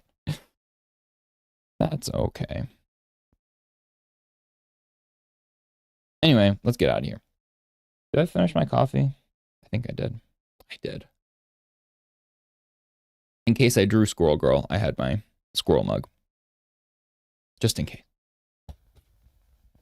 But okay, let's close out the figure drawing stuff then. We'll boot up Marvel Rivals just so I can have then visual of the characters and their colors without having to pull up reference. Boop. But yeah, you missed. I don't think you were here when I first started. I did this piece for Daredevil this weekend. It was fun. I'll post him later. There's something I'm waiting for that I think is going to happen in the show that I want to post this, like that the day it happens, kind of thing. But no, like when I was going through this, I can turn on the other display then. When I was going through, I'm like, okay, these were all like somewhat recent drawings, a lot of these things, right? Like this is just from like last year, a lot. Like this is only the past year. Like I haven't done a whole ton. Like right around, was this, I think here, this was like last year's around this time. Or no, this was like summer. This is when Akira Toriyama passed away. I had done this piece. Either way, I was going through and I was like, wait a second. Like as I'm scrolling, I'm like, okay, I have individual drawings here that I sketched out, whatever. I love this Loki piece. This was from like when this TV show came out. I really need to finish this. I really liked it. This is on my short list of like, I think I'm going to come back to this drawing from like 4 years ago, 5. Holy crap, no, Loki. Years ago. This was many years ago. Doesn't matter. But like so many unfinished things. Or like I used to do animation a lot. Like look at this. This is, I wonder how weird this looks now. So I used to do, when I was in school, I would do Pokemon animations. And I always loved the idea of how would they look like in the game, right? It's like doo-doo-doo, and they shine, right? And then they turn into a new thing. But I was like, what if they actually like formed into them and they actually had fun things? So like this was years ago. I remember playing with the idea of like Oddish turning into Gloom and then bloop turning into Vileplume. And there, you know, like, so super rough, like unbelievably rough. But I love just playing with the idea of like, how would they transform? Like all of a sudden he just grows arms. What would he do? Like, oh, I got feet. Oh, I got arms. What are these? I got 2 of them. Wow. Oh no. And then all of a sudden that plop is where he changes into Gloom fully. Like, I don't know. I got a lot of stuff in here that I should go back to. Like these were fun. I thought I had another one on the iPad that was like an animation, but I don't even remember anymore. I don't know. But like going here, I was like, I don't remember this Ninja Turtle piece. This giant Krang that I was doing. Cool. Or apparently when I was watching Soul, I was drawing him. Cool. Like there's so many things like my brain like completely wiped from existence. That, I mean, that happens when you're drawing a ton. Your brain just kind of spaces. Or like this random She-Ra I was painting over. Like that was the promo art, and then I just started doing like my like slightly beefier paint over. So many weird random things. I'm like, I forgot about that. What is this August one? Holy cow. A bunch of random things here. I don't even know. What is this? A bag. A lunch bag I drew. Like, you know, like what? So many random things. But yeah, there's a handful that I was like, I should go back and finish those. Like I said, like that Loki one, I definitely want to go back and finish that Loki. None of these I care about to finish. Some of these are getting pretty old then too. This is 5 years ago now. 6, the other one. Some of them are pretty bad too. Like, changed quite a bit. I swore there was another animation though. I thought I did 2. Oh, was this for work? Oh yeah, this is from, do I have all of these? Oh yeah, spoilers. These were for one of our casino games. It was the shrimp game. So I had like I was sketching out like a bunch of our possible treasure chests and environment things, little buoys.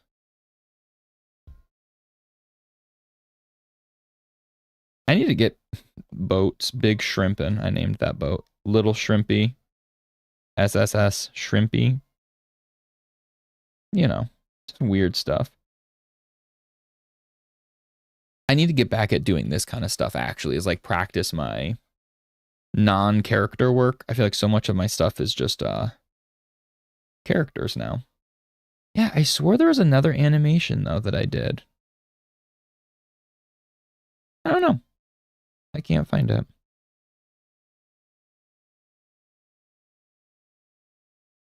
Oh, was it this one? This one I didn't get very far in, I don't think. This was a Geodude animation. Like a rough of him turning into Graveler. Oh yeah, it was supposed to, he like, okay, I vaguely recall. He was going to be like spinning on his finger, jumping, flipping, then he turns into the other one in the slam and grows his arms, and then pummels into the ground, and then he was going to climb back out as the final evolution. Yeah, I really, again, I went to school for animation, so it makes sense that I do love doing that, but I just don't anymore. Maybe that would be a fun thing to start doing on stream too, because you can actually see like, it can be roughs, but you can see it, you know, like more satisfying to see pieces done. But yeah, where am I looking? Oh, Squirrel Girl. Okay. So as you can see, Squirrel Girl's kind of getting there-ish, sort of. I have been jumping around between styles. I've been trying to do more painterly lately. So like if we look at like that Daredevil I did, right? I was trying to like focus more on like paint, right? Like actual paint, not like crazy black lines like I always do. Different vibes. But Squirrel Girl, I'm not changing. She had so many heavy black inks on her. I was like, let's just lean into it and make her super playful. So that's what I was doing. And I kind of wanted to finish that up today. So I wanted to pull up Squirrel Girl up here just so I can see what color things are.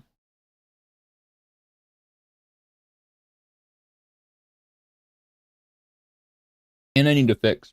So I'll add some color first to finish up all the colors. But then I'll need to fix her face. Right? Like something looks off. But okay, so what are the colors? If we're looking at her, what is this? Her slingshot. Her slingshot is kind of, it's not a green we have, but it's essentially this green, but even darker. So we'll just color pick that.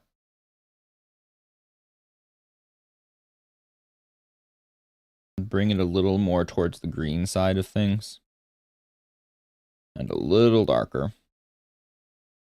Oh no, I reached my maximum layers. F. I hate working with Procreate instead of Photoshop sometimes. Shoot. That's not a lot of layers, man. What do I do? What do I do?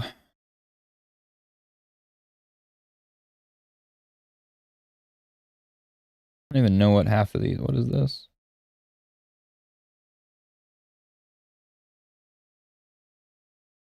I have an extra thing overhead. We don't need that. I have the color palette. I'll keep that. I have, these are the, okay. What is this? I have,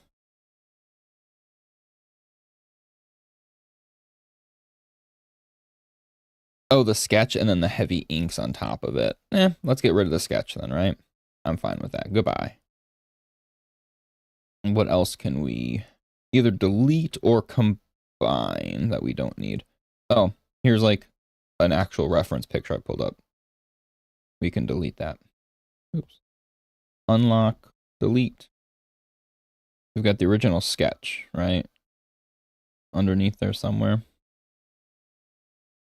I wish there was a way to like select like the top and then the bottom and say select all in between, because this is always a pain in the butt. Trying to grab the whole kit and caboodle, right? So what is the sketch? We do not need the sketch layer.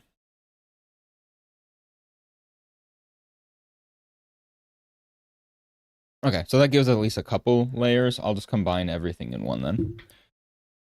I'll work with that. So if we combine all of those, her slingshots. Let's make all the slingshot one layer. Easy peasy. This looks weird.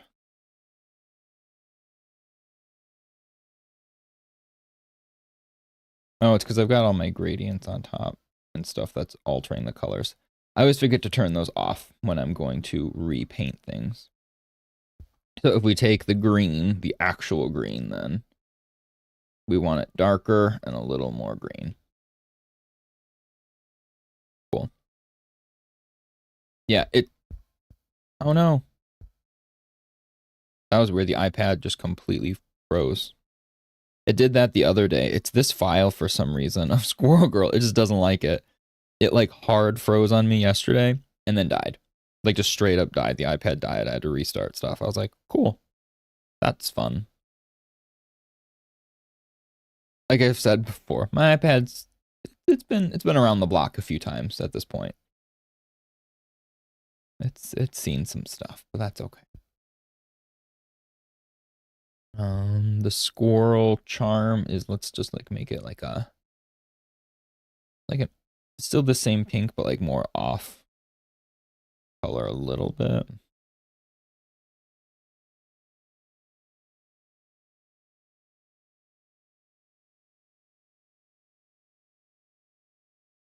That two stand out? No, let's make it a little darker. I don't want to add too much detail to it though. We can just do that, and then let's say we do like a slightly saturated pink in there for the belly. Like just so it feels like there's some sort of extra color to it, but nothing too crazy. Yeah, that works. And then the fur is the same color, excuse me, as, oh, I can do that on that same layer then. So this layer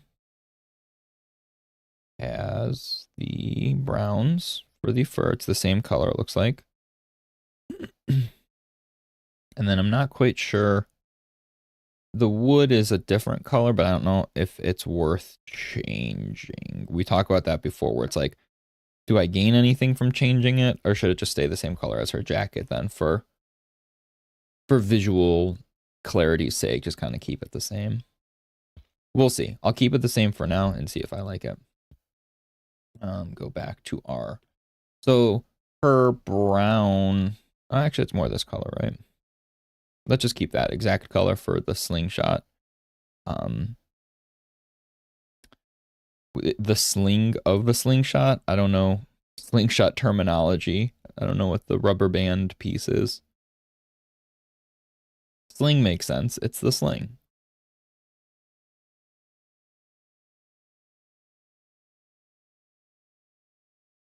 Is the wood? No, the wood is not different color on the top. So even here now, this at least makes this feel more finished. It kept looking weird that the slingshot up here was just all brown. Now she's looking more lively. That is very bright though. It's almost distracting how brightly colored that is. Maybe we drop it a little.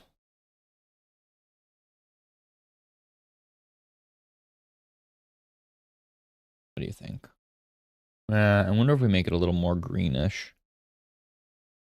So let's pull that. Go a little more green. Maybe saturate a little and darken it. What does this look like? Is that too green now?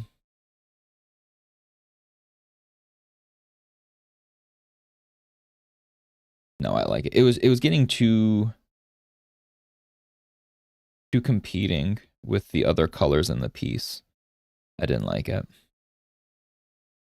So I'll keep the screw, like that little bolt, the same color, that brownish color that we already put on there. But these pieces, like the actual, like I said, the sling, I kind of want. Again, this isn't actually the color that hers is, but changing it is fine by me. Nobody's going to know. And if they do know, they're a nerd. Come on. Who knows the hexagon, the RGB value of the sling of her slingshot is actually... No. It's the color I said it is. Okay, so that looks good. Anything else color-wise I need to put in? I haven't touched this in a while. I don't remember if I finished, you know, putting in all the colors I needed. It looks like it. It looks everything's correctly colored at this point for what she is. Yeah. So now my real struggle is the face. Something I did with the face has not jived this whole time. Also, I need to do I have shadow on the teeth at all? No, her mouth looks very weird. So this is set to 23% multiply. What color is the actual color? This weird gray. 23% multiply? I wish there was a way you could just say like, hey, color pick the exact color that exists on this layer, right? Like without the opacity difference, without the layer style difference, like what is the exact value that exists? Unfortunately, I don't think you can do that in Procreate. But anyway, I just need some shadows here on the face. The mouth is looking way too like flat. So I wonder if this will help a little. Probably not much. It still looks kind of weird. I think I need to adjust the blacks on the face.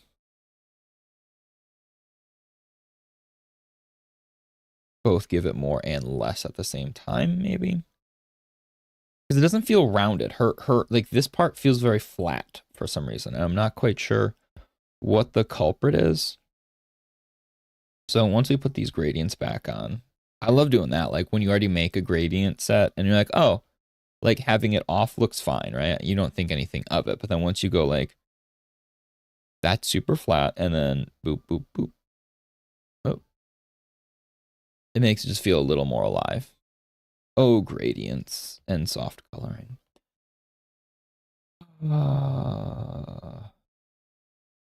Yes, I wonder if we turn off these weird little, my sketchy lines for now.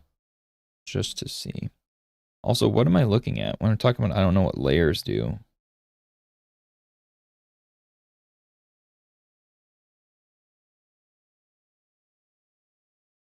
I have no idea what's being painted on these two. This layer.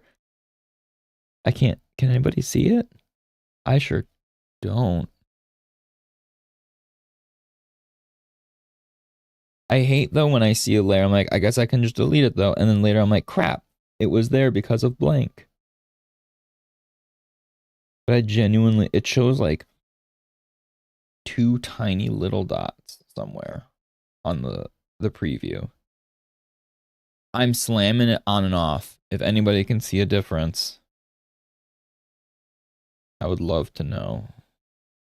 See, when I click select, okay, here, let me select it.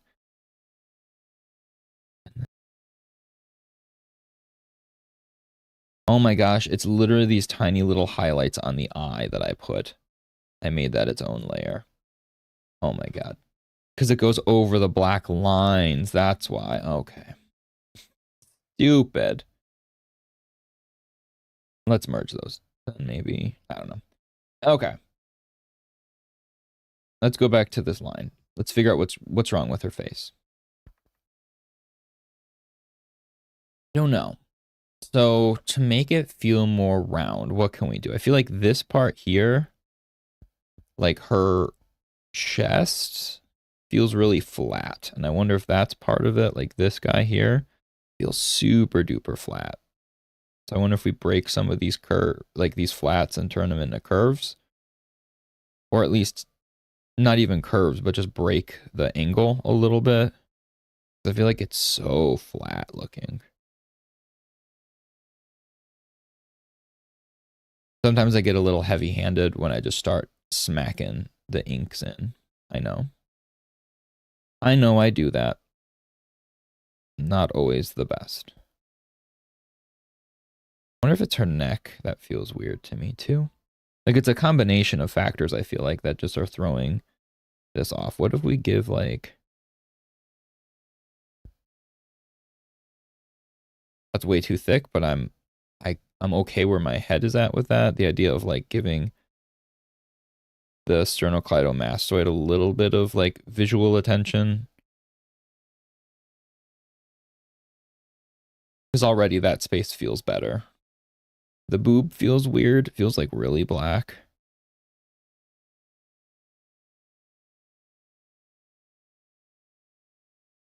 But that also feels weird.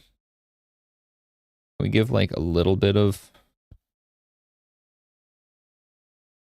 where it's not solid, maybe. I never like doing this though, so we'll see. This might look really stupid. I usually am not a fan of this in heavy shadow.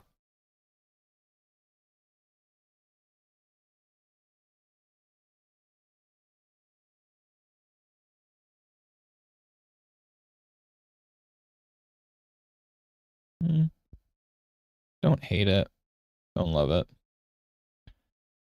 I feel like it just needs some sort of visual something though. It felt, you know what I mean? Like it felt way too flat.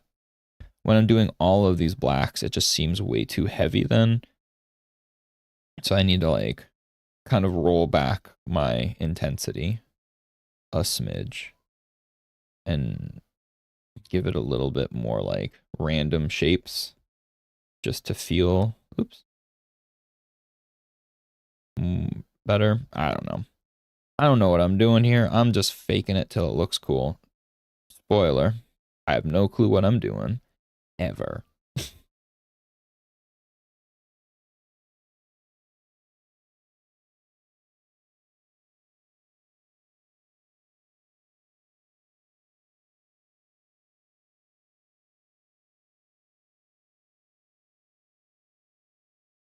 Because again, that area was getting way too dark. It like flattened her out way too much. Not in a flat chest joke kind of way, but like actual flat.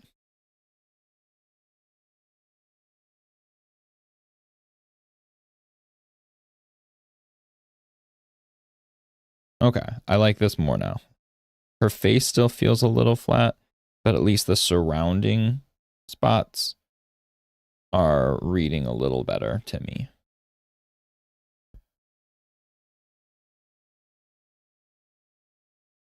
Which was driving me crazy.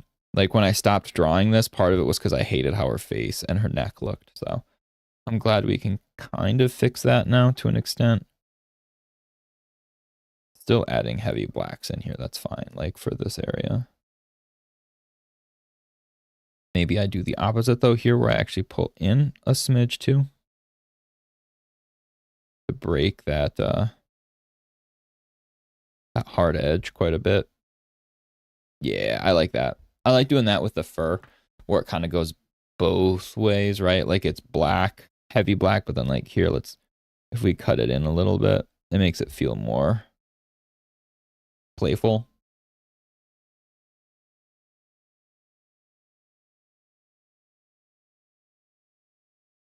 I like that. I like that. Her face still looks terrible though. Her face and hair just don't, they're not doing it for me. Times like this, I wish I could just call like the art fairy and be like, hey, art fairy, fix this piece for me. Like, I dream of genie vibes, like put my arms, wiggle my nose, fix it. Somebody fix it for me. Though that is actually a weird reference that I was talking about Arnold Schwarzenegger earlier. He has a famous line, at least to me famous. He says, nobody's coming for you, right? And what he means by that is nobody's coming for you. Effing do it, right? No one's coming for you to fix this. No one's coming for you to make you go to the gym, right? In his context, no one's coming for you, right? So you've got to make it happen. Don't ever assume someone's going to be doing it for you. And I always loved that. Nobody's coming for you. Like when you hear that line, it sounds like sad at first, but then when you realize what it means, it's like, oh no, that it's an empowering statement, not a depressing one.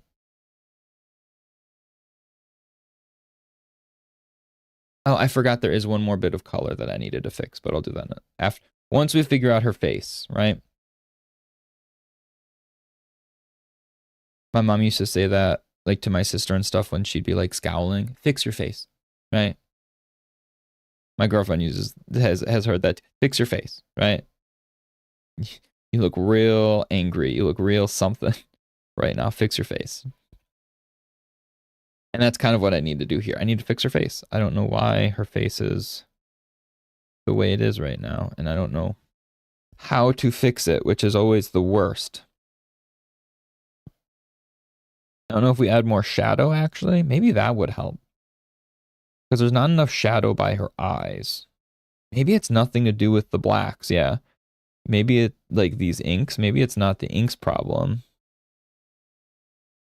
It's the let's try that. So let's go back to that shadow layer. Turn off the gradients. It was this guy, right? Supposed to be set to multiply, right? This one was multiply. Not normal. Normal looks dumb. Yeah, what the hell? Anyway, good thing I caught that. So I have a gray for the shadow, which, here, let me put that.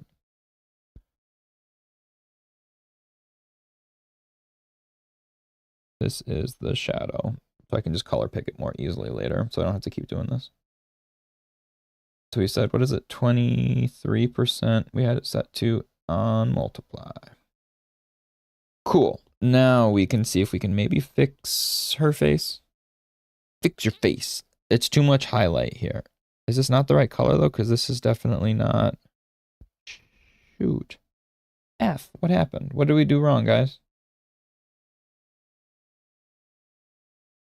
Oh, I forgot I did a different color for her skin. Stupid me. Which, maybe that's part of it. It's too... Yeah, what if we make this a little... It's 38%. Keep that in mind. We're going to color pick this bad boy, and we're going to make it a little more red. Yeah, that's not red enough.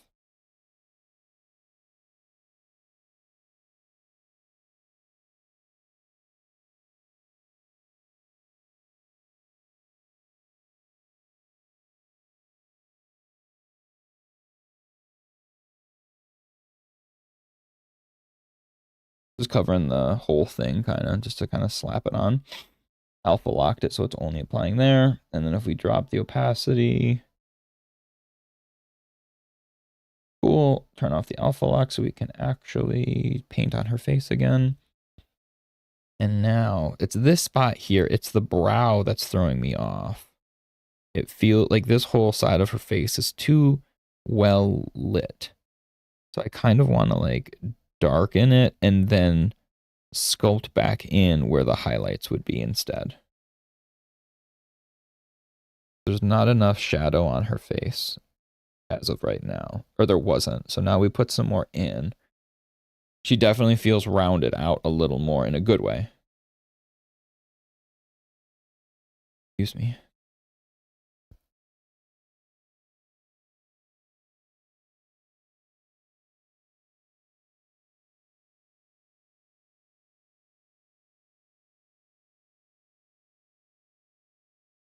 I don't like this like mouth gappy thing here. It feels weird. What time is it? It is a 12:30.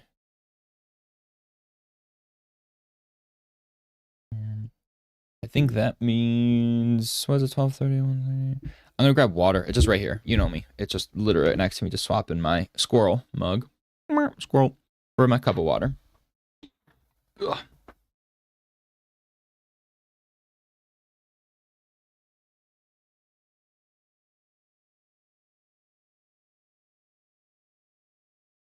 Beautiful. And another piece of chocolate, because one day Dove will sponsor me and send me free chocolates.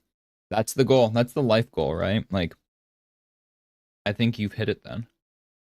Like, sponsored by Dove chocolates.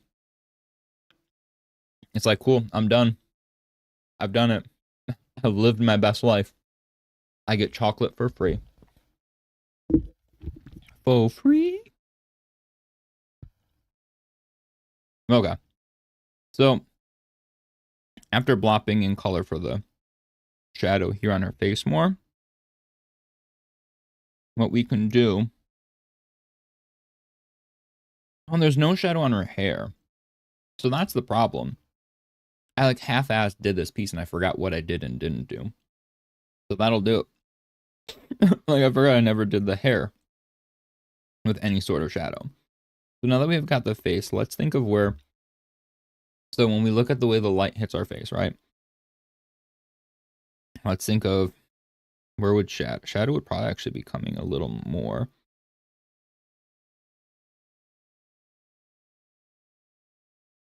So now we can carve it. Is the right brush? Yeah. Cool. Like with a fine-tooth comb kind of energy, right? Like now we can go in and dictate where there should be slight highlights. Like right here on the brow where it's like there's an actual movement there, right? Or the forehead would be rounded a little bit and slightly more contouring of the shape. That still looks weird though. I'm not quite sure what's going on with her forehead. This looks ugly to me.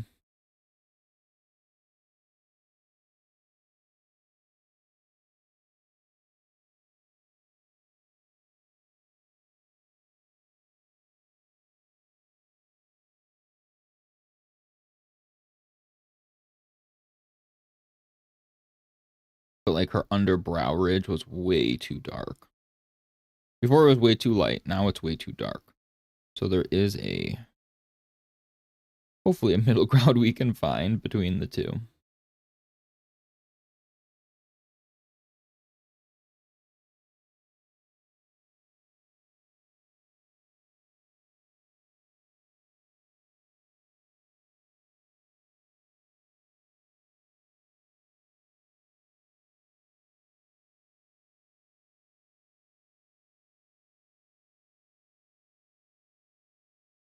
So I think the problem is the way I'm lighting this right now. Her, if the light's coming from down there, why the hell is her nose in super shadow? I think that's part of it. So then technically the way the face would be lit would be more like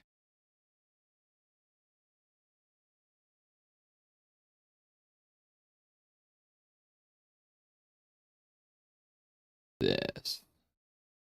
We've talked about it before. If something's not vibing, it might be more than because you've done something more wrong than you're thinking. And that was like the whole nose just was the wrong lighting. So let's maybe simplify the cheek shadow here.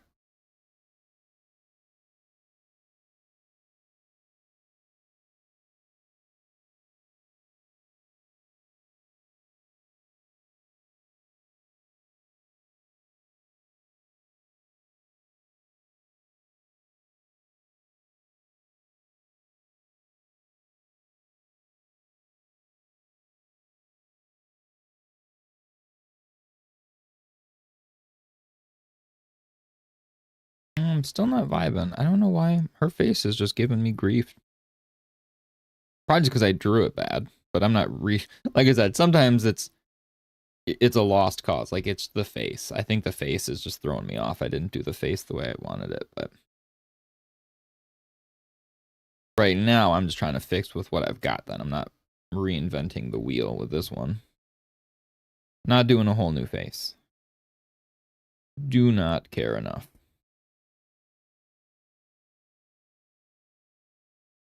It still looks cute. I think her face is still like a cute expression. I think just the proportions just feel a little off, which is fine.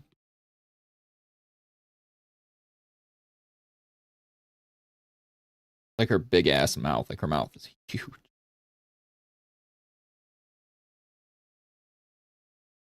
I don't hate it. What does it look like with all our stuff on top? What if we drop down that shadow now? It's a little too heavy. 25. Cute. I think that works better. Her face looks a little better. Now we can focus on the hair since we had no shadows on the hair either. Have the gray because we actually were smart this time. We actually put it to the side. It's not stupid where I'm having a color pick each time. I'm learning. I'm learning.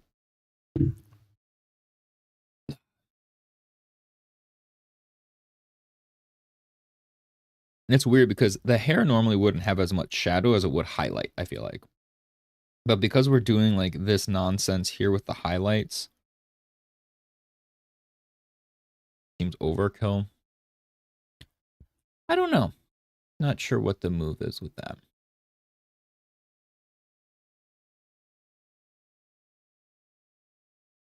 No. Ooh, my neck. In a weird angle here. Oh, yeah. So the other day, completely random, my car. So we've got two cars. The one that I originally had and one that my girlfriend originally had, but we have two cars together. We have one car in the garage we keep, and the other car is not in the garage. We could probably squeeze both cars in the garage. Man, this iPad keeps freezing on this file. Nothing. There we go. But we don't. And so the one car is obviously exposed to the elements a lot more.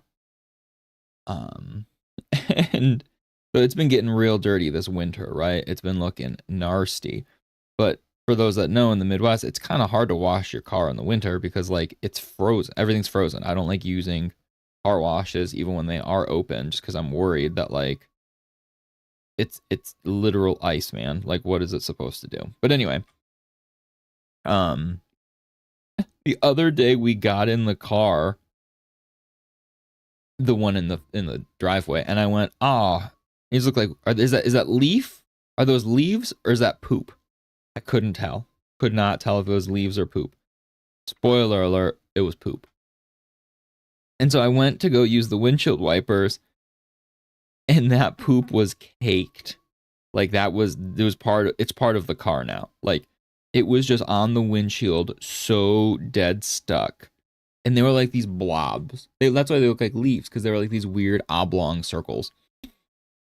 And it was rough. I was like, son of a gun. Like, I tried to I ran, like when you're like vigorously slapping the stupid windshield wipers thinking that'll actually help. It doesn't. But so it was like, well, that's just the way we are right now. I can't do anything about it. Well, like I said, it actually snowed then again. It was 70 the one day, and then it snowed the next, because that's just Chicago, baby. And when we got in the car the next day, I was like, maybe the snow helped get rid of the poop. And it did. The windshield wiper actually wiped the poop away with one fell swoop then, but it was stuck. So it needed to be frozen off to snap it off of the car. It was gross. Poop, man. Am I right? But it was funny that, weirdly enough, as much as I was not a fan of the snow having been there, the snow is what helped clean my car of poop. How poetic, right?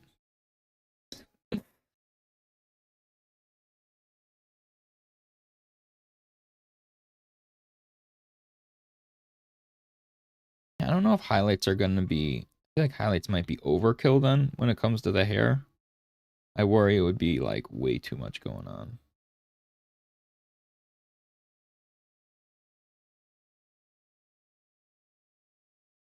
Oh. Oh my goodness, excuse me. If you heard that, my bad. It was gurgly. We need to do the other color though. It is like the looking right now at her outfit, the little straps. So they're like a goldenrod yellow. Oh, technically it's the color of her. So I never did this goldenrod at all in this piece. So you know what? I'm going to utilize it because it does appear technically 2 other times. It's her undershirt and the inner working of her belt and the little diamonds on her pouch. Is there anything on the feet? No. So I think we're going to do a new color entirely for this to make it look a little cleaner. Or more like less samey feeling. So let's go, it's like we'll use this as a base then. Let's say the orange, but let's go a little goldeny. So let's, man, working at a casino company, gold sucks. Gold's hard to draw and paint. Good gold is actually orange most of the time. It's orange and brown. Like you think gold is gold. Not really. When you're painting it, it's a lot of other colors that your brain doesn't immediately think of.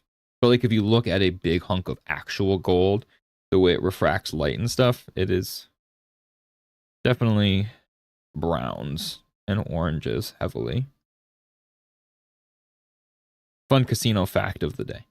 Yeah, when you work at a casino, you really learn fire, gems, the number 7, gold, fruit a lot because there's so many different fruit. You know what I mean? There's like the cherries and the apples and the pears and the banana. You know, like so many stupid different fruit. There's a lot of random stuff, especially because like at first when I first got there, I was one of the primary artists on developing their mobile presence because they only had land-based casino games before to that point. And so it was on me to help kind of work the mobile. We had like 1 or 2 artists already working on it, and then it got handed to me to help kind of spearhead most of it. So it was me and my buddy. Why is this gold not coming up? Oh, because where's this color here? We're working under a color. Where are we? Here we are. But that stuff was all like, some of the land-based games were a little more detailed, right? We could actually have 3D models, some of them.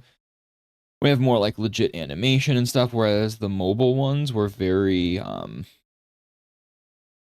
traditional, I guess would be the word. Very simplified, very traditional. So we did have a lot of like the gems, the golds, the 7s, the, you know, like all that kind of stuff that's like what you'd see in like the old school slots for sure. Like the big metal ones that are, you know, is that kind of energy.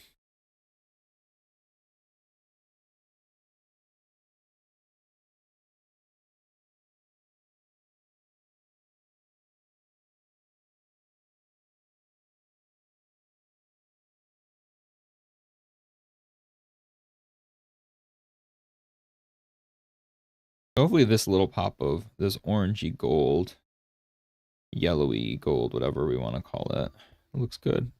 Dude, yeah, this iPad is just freezing hard. Like, if you see it just hang, it's because it's dying. Like, this file, for some reason, I don't know what it is. It must just be, like, mildly corrupted or something. It just keeps being really weird. It's pretty annoying, too. None of my other files have been doing that. It's just this Squirrel Girl one. I don't know what's the culprit. Okay, yeah, that little bit of gold does help. Like, this orangey gold. And then technically, it does, her tank top comes up here, but I don't have that drawn. But I do want to incorporate that little bit of color up here. So maybe we do draw that. Just so we have another difference of color here. Because you technically see it on both sides. Maybe that'll, ooh. I said we were struggling over here with color and like it was getting too dark.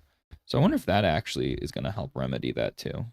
If the holy crap, man, this iPad on this file is so busted.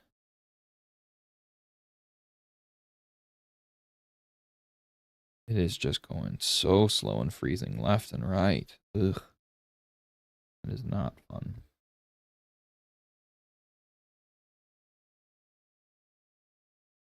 Okay, that looks like it'll be better. Let's go back to the line work then. So yeah, if we turn that on and off, a little bit of color definitely brings it an extra little pop. I wonder if we incorporate here. Let's put.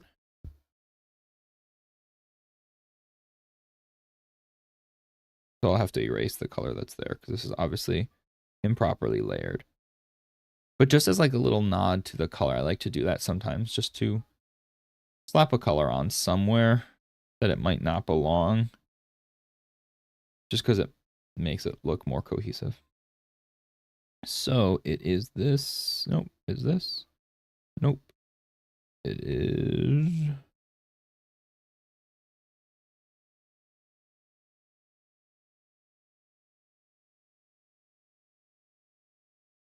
Boop.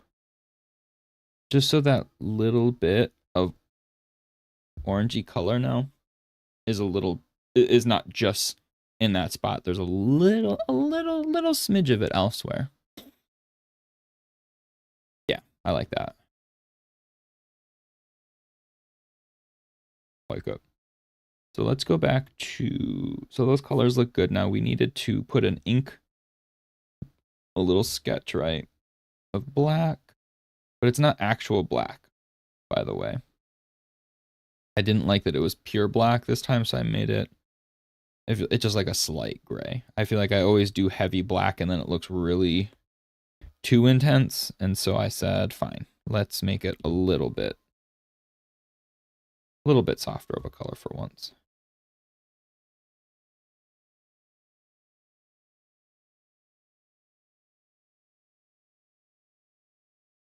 How does that look?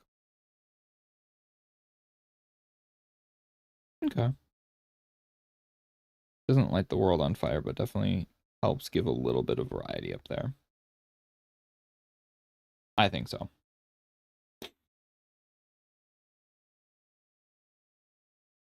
Her face still feels weirdly flat to me. I don't think we're gonna fix it. I think it's just, like I said, the way the pose is drawn and everything. I think that's just what we have to work with, unfortunately. I think the shadow, something with her breasts though, still keep throwing me off that feel flat too. Let's fix the shadow on her left. Right, okay. And this file, every time I'm clicking on stuff, so friggin' slow. So, I wonder if we do like more of a hard angle here to give a little bit more. Because like this weird open, super rounded chest is not... Okay, I'm so done with the inability to zoom out right now on this iPad. Holy crap. I wish you could see how slow this... Like from when I'm actually putting my stroke down versus when it's appearing. This is so bizarre. I really hope it is just this file and not the iPad pooping out. My girlfriend's always like, we can buy you a new iPad. I'm like, we don't need to buy me a new iPad. We have so many other things that take precedence over me needing a new iPad. You know, like, I don't... But I am using it a lot now, this iPad. So part of me is like, well, maybe one day sooner. Because, yeah, we're just stuck. We're frozen here again. I don't know what's going on. Okay.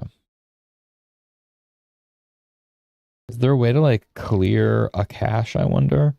Is it just something weird like that on the iPad itself, I wonder? With Procreate? I have no clue. Okay, so it's a little too angular now, the chest. What if we kind of...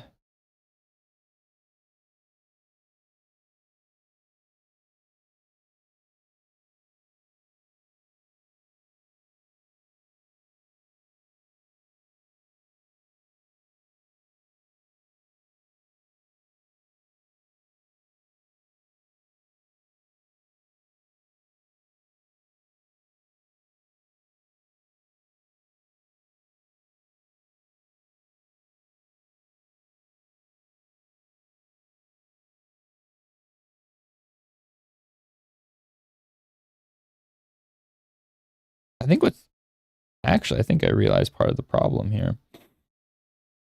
The breast looks okay. It's honestly, I think it's this line that's throwing me off. It's her center. So her t-shirt, her shirt of whatever you'd call this, her little tank top, right, has these stripes. And these stripes are contouring her chest, right? That makes sense. That's normal. But these, I feel like, are way too rounded. Because if it's supposed to be in between the chest, right? And it froze again.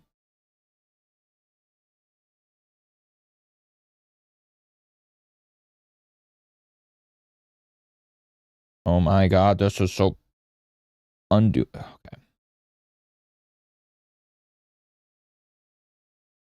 I'm gonna Google this actually. Can you clear a cache? So if I go back to the gallery, like all my other files weren't having this problem. Clear iPad cache. Is that a thing?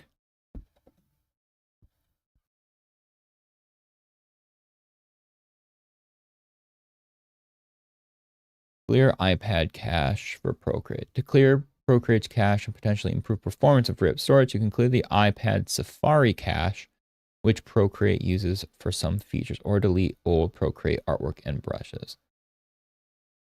So it indirectly affects Procreate when you do this. Huh. I did not realize that. So where are my settings on my iPad? Settings. Go to settings, Safari. Is Safari even what it's called anymore?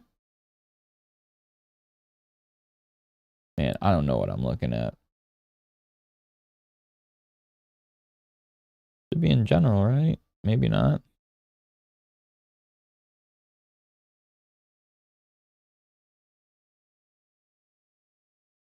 Is it an app? Does that count as an app? Oh, it is still called Safari. What do I do? It just says there should be clear history and website data. All history. Cool. I doubt that fixed my Procreate, but maybe it did. Maybe we can cross our fingers and hope. Because this file is driving me crazy. But like, for real, that's been driving me bonkers.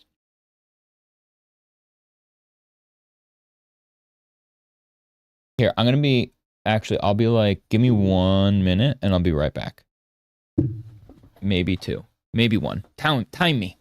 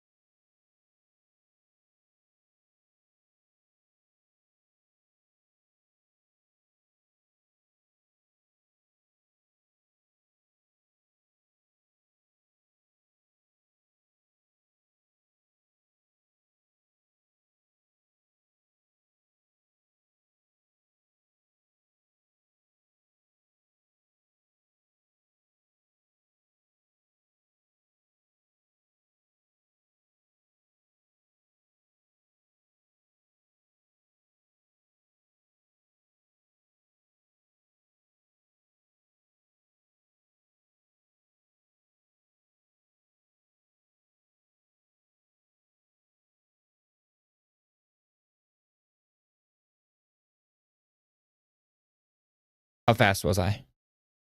I always feel like a little kid when I do that. Every time. Time me, mom.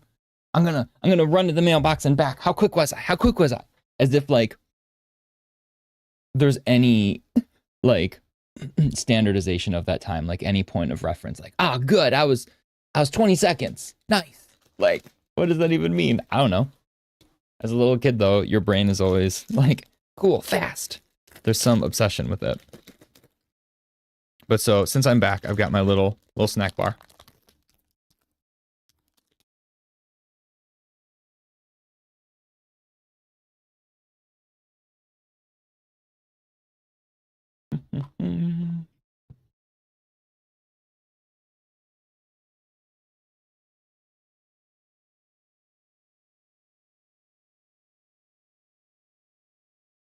Okay. Now, so what I was saying before the iPad started freezing every second is her chest, right? Obviously, when you have breasts, the middle part of your shirt is going to be curved too, right? Because naturally the inside is still curving. But the angle I had it curving didn't feel natural to me. And I'm wondering if that was part of it.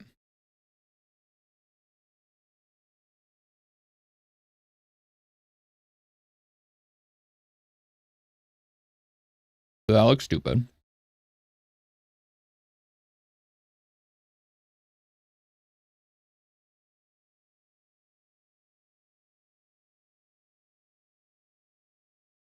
Like I said, it's a fine line because it is obviously where the in between the breasts is still sticking out, but just not quite as much.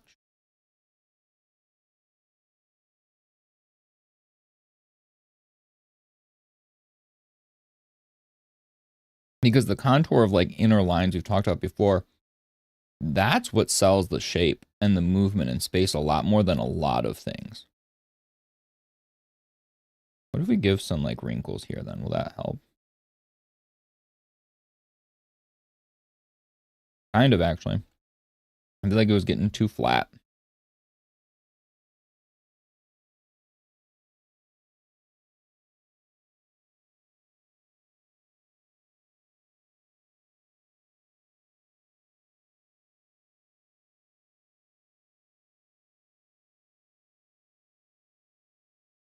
I think we do one up here too. A real thick one though. Okay. That has rounded out the chest tenfold, I think. That little bit of changing the curve and then adding these little wrinkles. I like it. Good job, team. We did it. Still looks weird. Don't know why.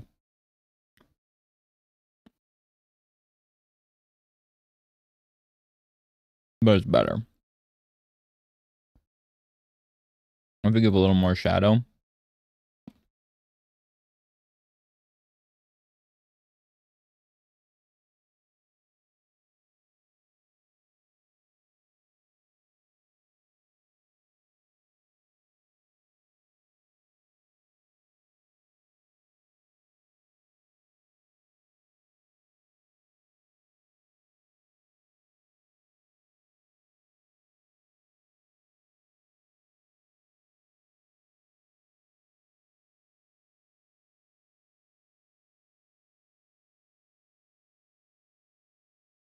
So I'm trying to think of this little curve here just to break this shape.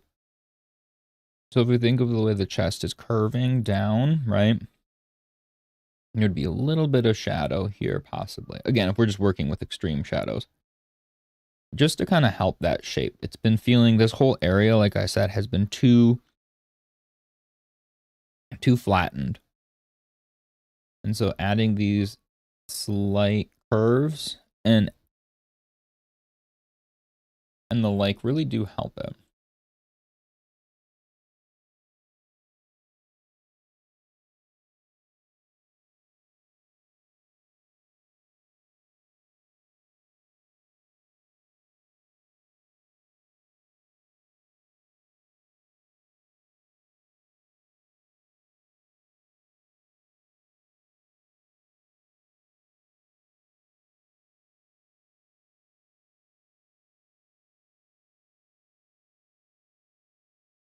Trying to, like, it feels better now, but I'm just trying to fine tune a little bit. Again, looking at it on the other screen here because I can see it smaller. Like I'm zooming out without having to zoom out.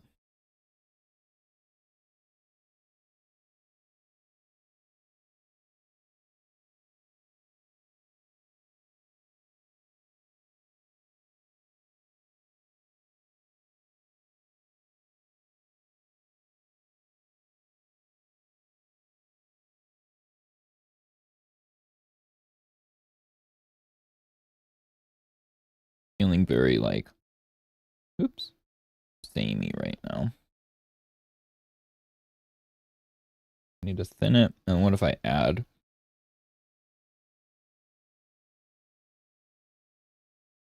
an extra wrinkle that way?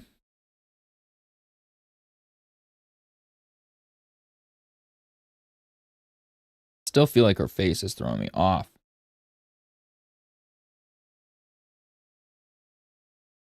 So me resetting or doing whatever with the cache, it's definitely a little smoother, but also something still borked with this file.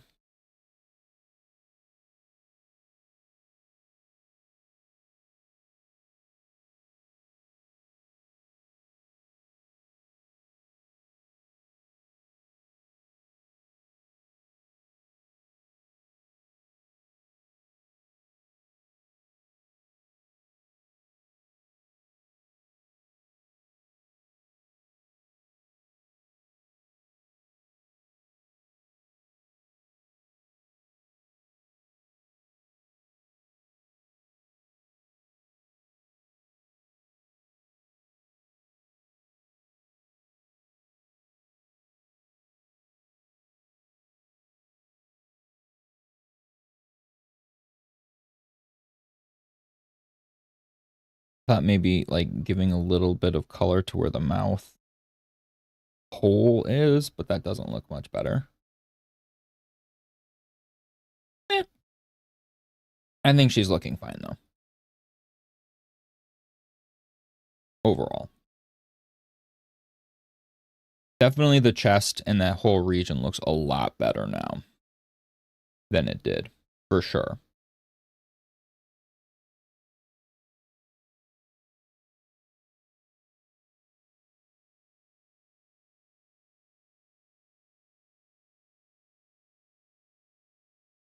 Again, trying to find just like little spots that I can break up super flat shapes. And like here, she does not have like super defined abs. I don't want to give her that. But giving at least like, she's active, right? So her stomach is still going, it's not like pure fat on top. So at least alluding to just like a little bit of movement helps. We don't need that on the legs as much, but for her stomach, I think that was a big open space. Cool beans.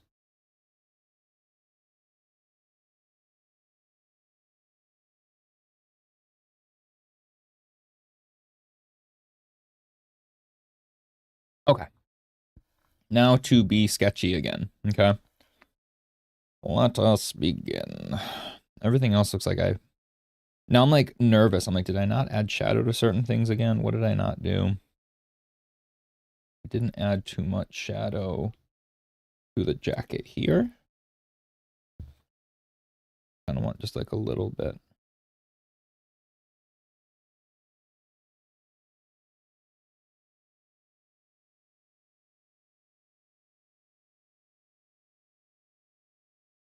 To round it out more.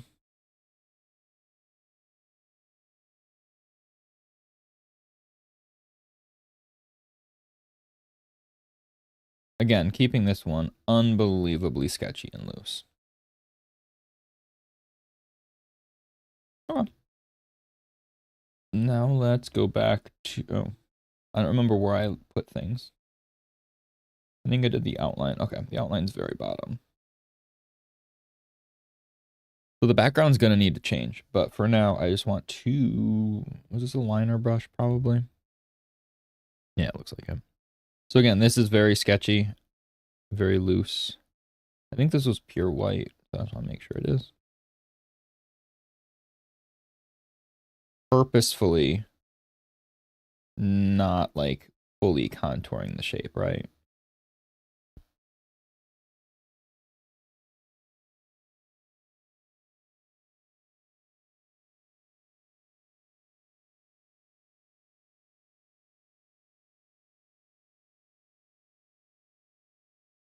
Being kind of fun with it. I feel like I always balance between either being way too cartoony or way too trying to focus on not cartoony. So whatever. It is what it is. That's the way I do it.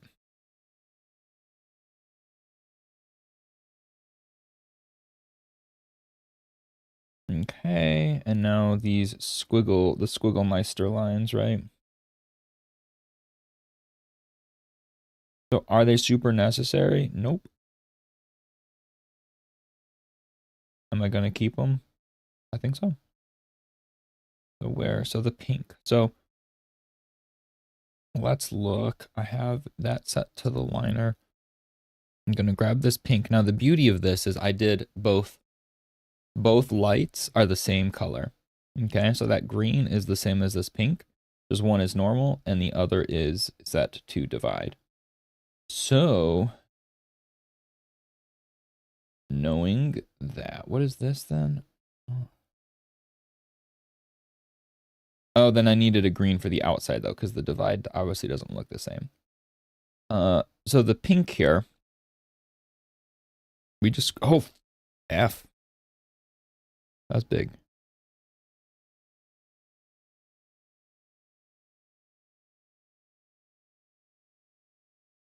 Again, purposely just very playful and loose. I really want these like the acorn bits here to have a little bit of love from the pink, but not that much, not that much.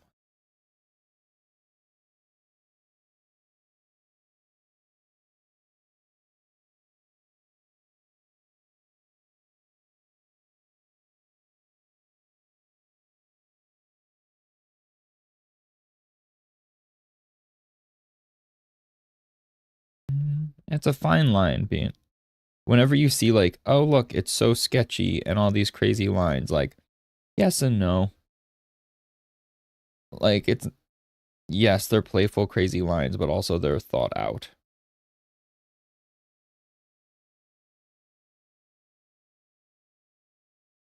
Very few things are purposefully like actual random, you know?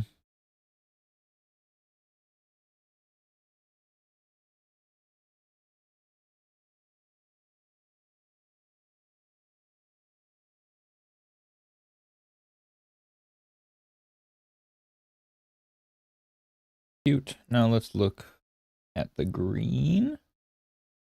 There's a couple spots. So if we're doing the opposite, what else could be hit with green? I feel like the other side of here could be the other part of the acorns. Just a little bit of green. I feel like this arm is getting lost. I want to make sure we have some of these nonsense pieces on there too. Otherwise, it'll be completely shot with the dark there. I wonder, do I have shadows in this? Is that why? No, they're just dark colors. It's getting lost. I don't mind that it gets lost. Her hand is still visible, so it's fine. Like, it's still... It does look real dark. I wonder if we can fix it.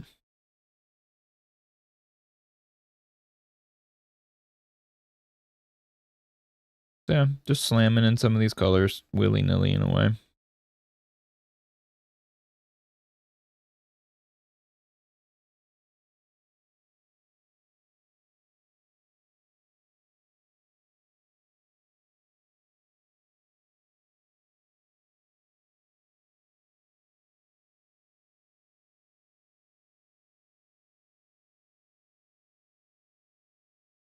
The green doesn't really show up set to divide on the tongue then. Oh well. I don't feel like color warping that then. It's fine. Okay, yeah, so the iPad is still freezing. Not fun, but okay.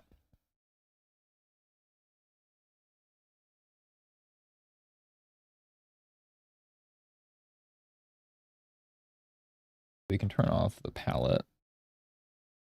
Oh crap. I painted that on something else. Shoot.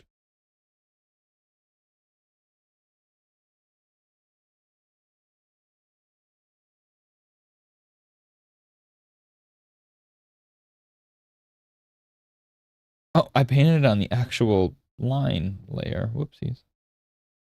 Let's fix that real quick. So this is the shadow that was supposed to be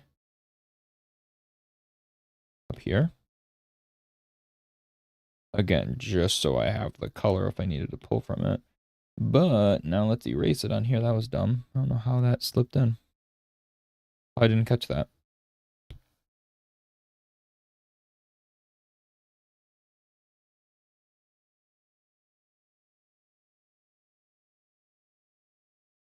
So there's our sketchy, etchy squirrel girl. I want one more miscellaneous line over here. Let's.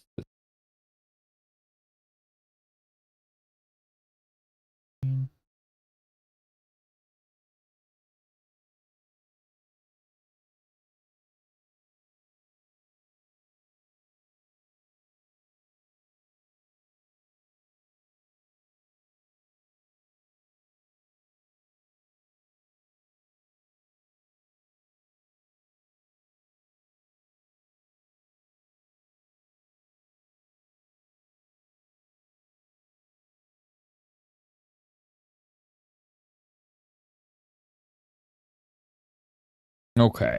Now, what do we do with the background? Because it's very flat. Do we just do a basic? Since we're doing comic booky, do we do like a halftone? Do we do just a gradient? How boring is a gradient? Gradients are always boring. But let's see how boring can be.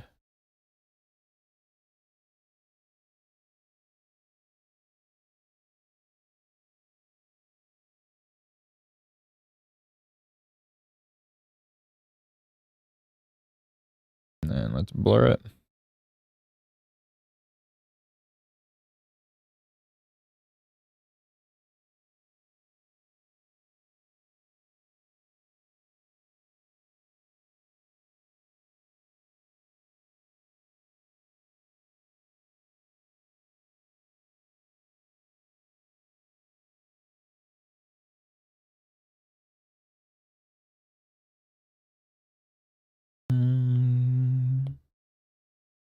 I've got this weird scatter brush.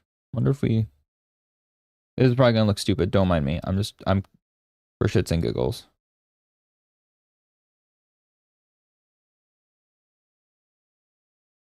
Like that. Oh my god, the iPad is frozen. What if we just kind of...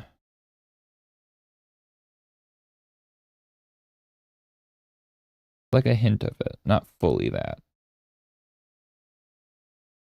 Yeah, I don't like it. I don't know what the hell to do. Again, backgrounds. If anybody knows how to do backgrounds, I sure would like to learn. Because I don't know what the hell I'm doing 90% of the time. These both the same. We're merging these down. These are fine.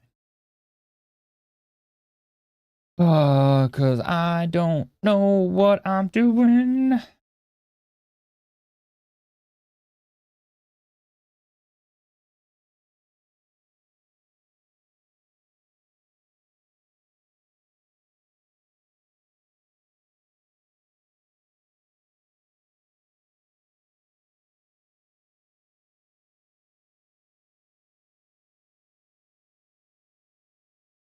Trying to find, I had a thought like a clean, like, so the beat tones are like kind of like rough looking.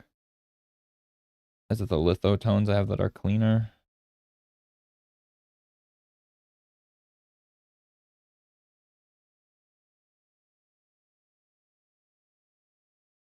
Dot grid.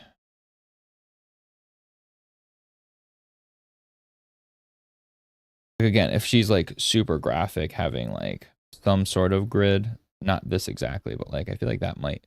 Holy crap, this iPad. It's okay. If this is happening with all my other files, maybe it is time to get a new iPad. We'll see, because I can't. It just straight up stops working now. This is really annoying.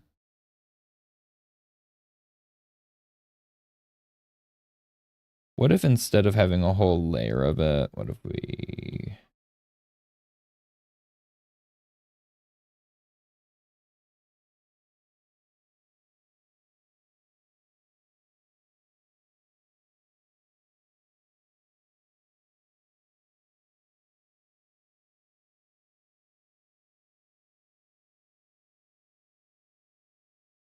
iPad froze again.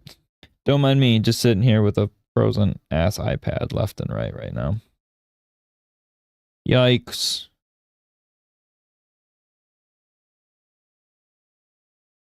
Okay. Well, I don't feel like just sitting here staring at the iPad being annoyed at it. So, what can I randomly talk about while I'm doing stupid things that don't help this drawing?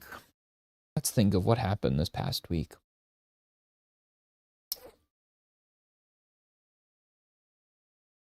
Oh, malls are weird. That's something. Malls are just weird now. I don't know. Like, I feel like I'm sure this is old man take.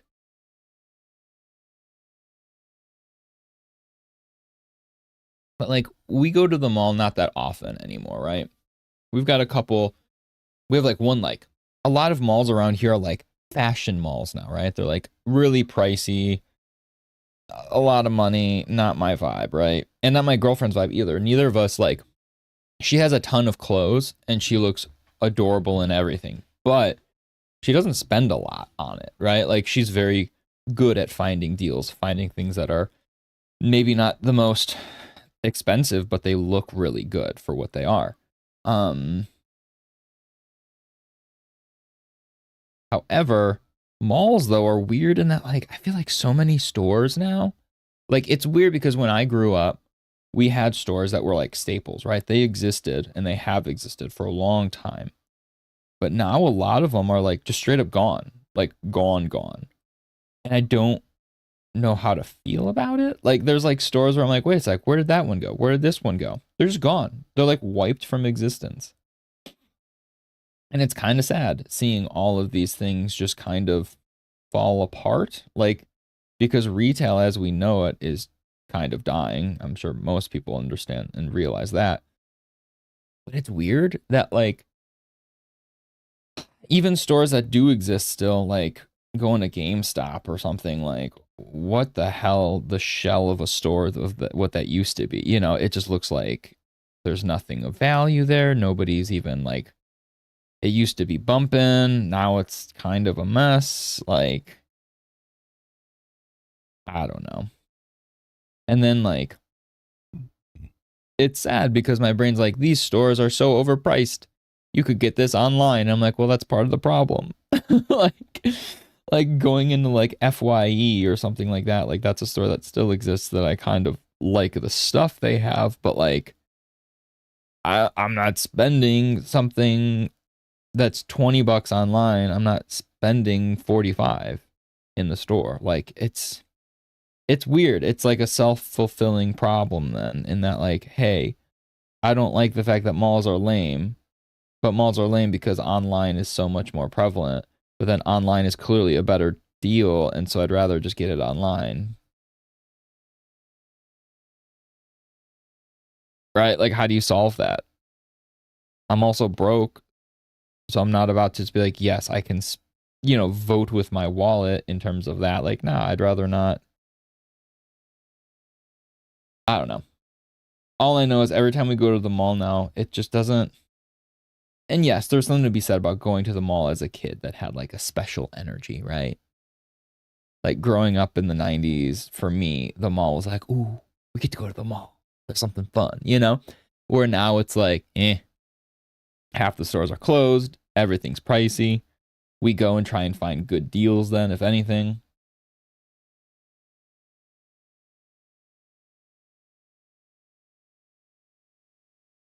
So I'm still struggling over here. I don't know what to do with this. So I wonder if I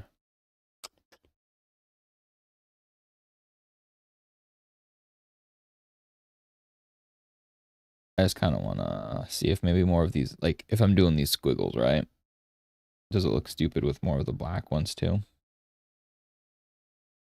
Yeah, I think it needs to stick with the color. The black gets a little too...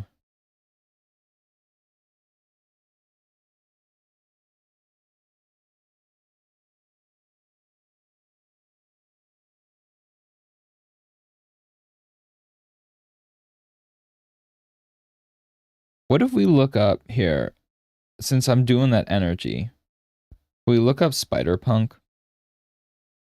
Look up Spider-Punk and see some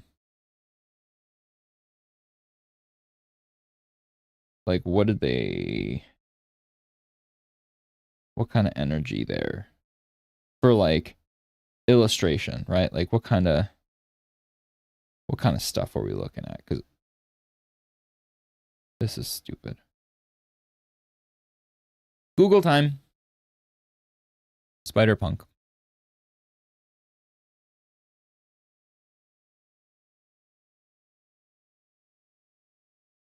Let's see. They do obviously like the lightning and the weird boxy nature of stuff.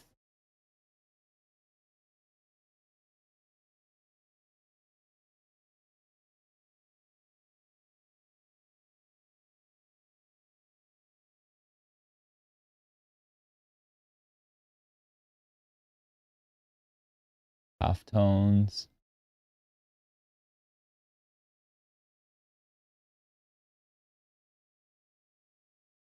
I hate overuse of halftones. I feel like overuse of halftones get really ugly, and there's a lot of like, I don't want to say beginner artists, but like a lot of, it's easy to overdo. Let's just say it that way, right? Like it's easy to overdo halftones and dot matrix patterns and stuff like that. And I feel like it gets ugly pretty quickly. So I don't want to like, but it's a fine line that if I want to do like this, you know, spider punk energy, but with Squirrel Girl, how do I find that middle ground?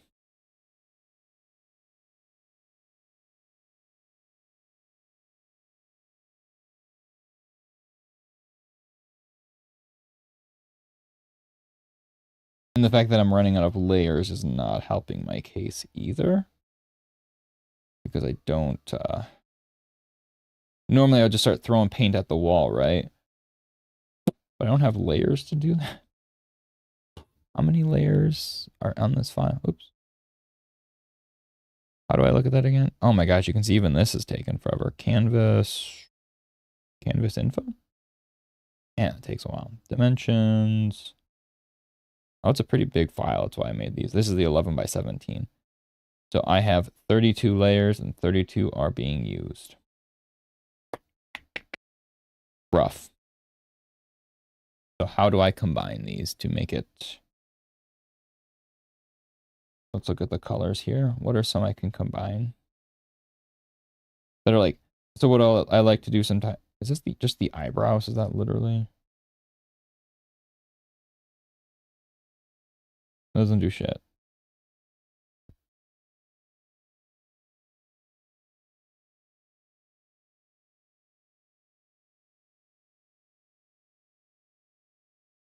Cool. The greens. Let's take...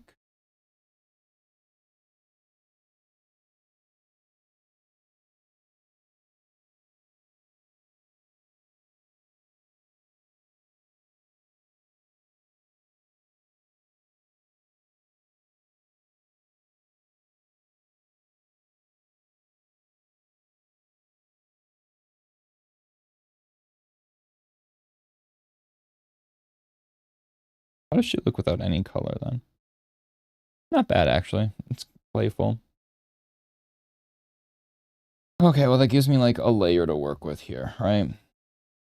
Or two. So let's just do graphic, like...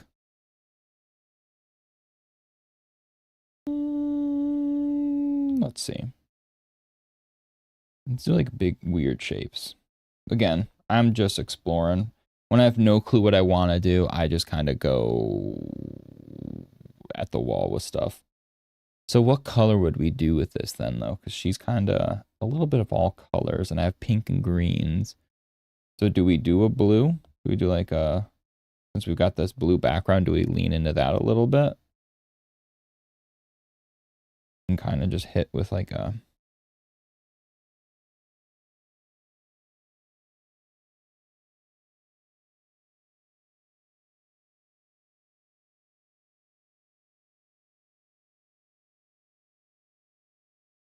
And then we can put like a dot matrix over each. I don't know. Again, I'm just doing things, guys. Leave me alone.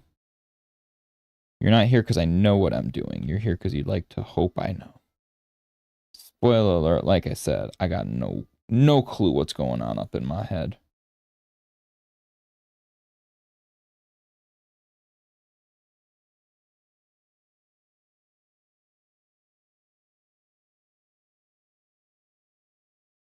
So a lot of Spider-Punk stuff is more like straight up outliney rather than being like too divisive with their shapes for these like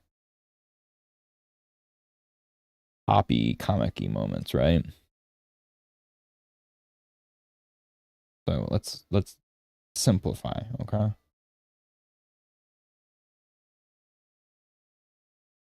So there's like a blue blast.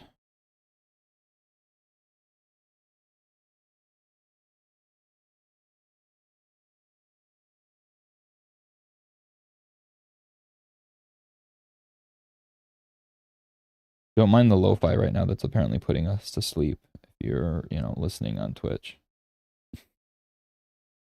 Holy cow.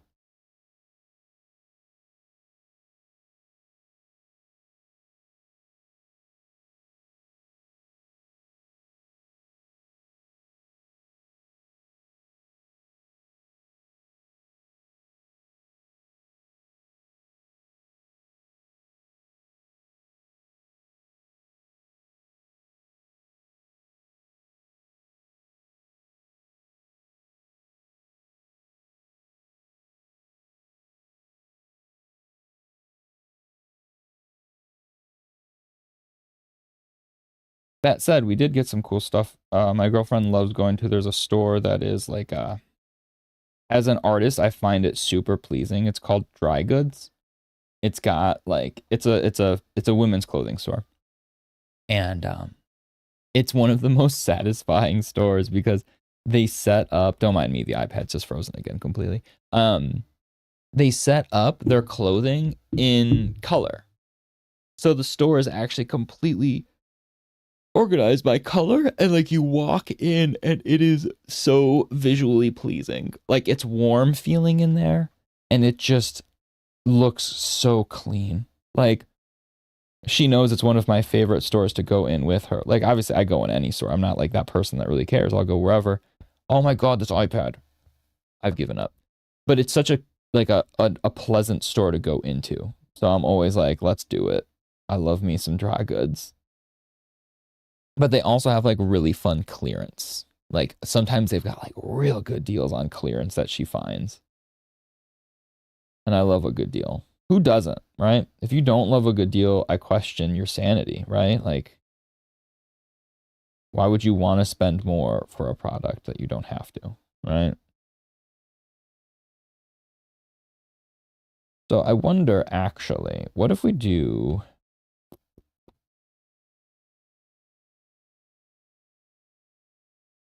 beep?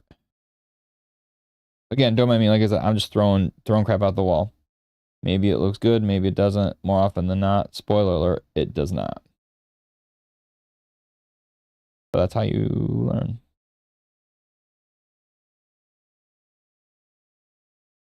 I said, I hate dot matrix patterns. They're overdone. Tries applying it to the entire image.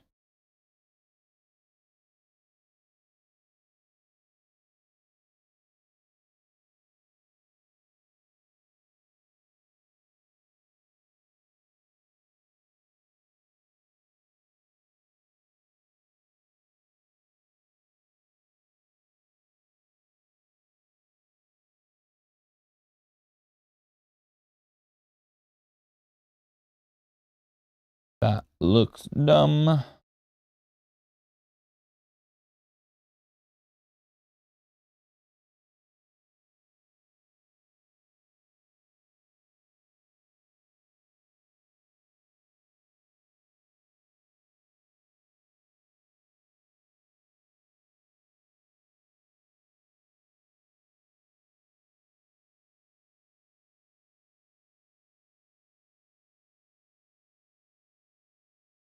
That's about it. Like thinking at the mall, like it's like the only store that we go to now.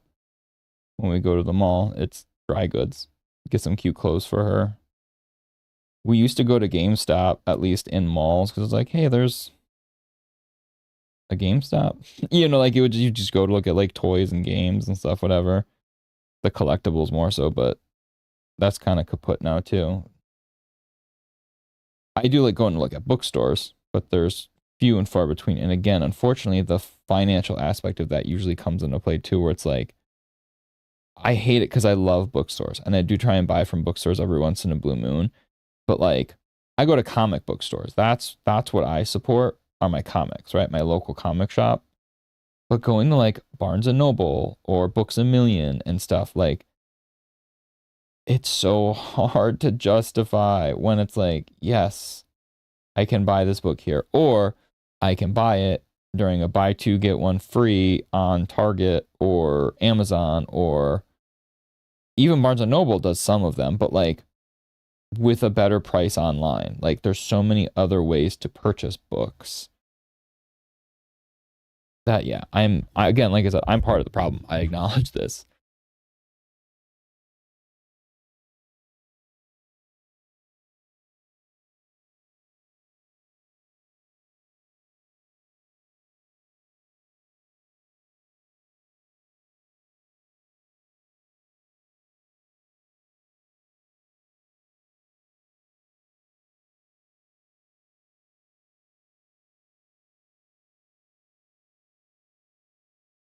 We did, however, when we were out, we were looking for somewhere to eat and we stumbled.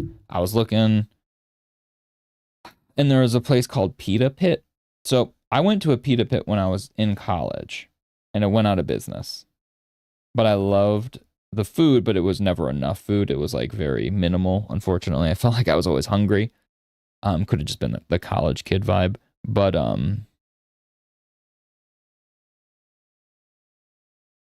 I was intrigued by this Pita Pit. And it was really good.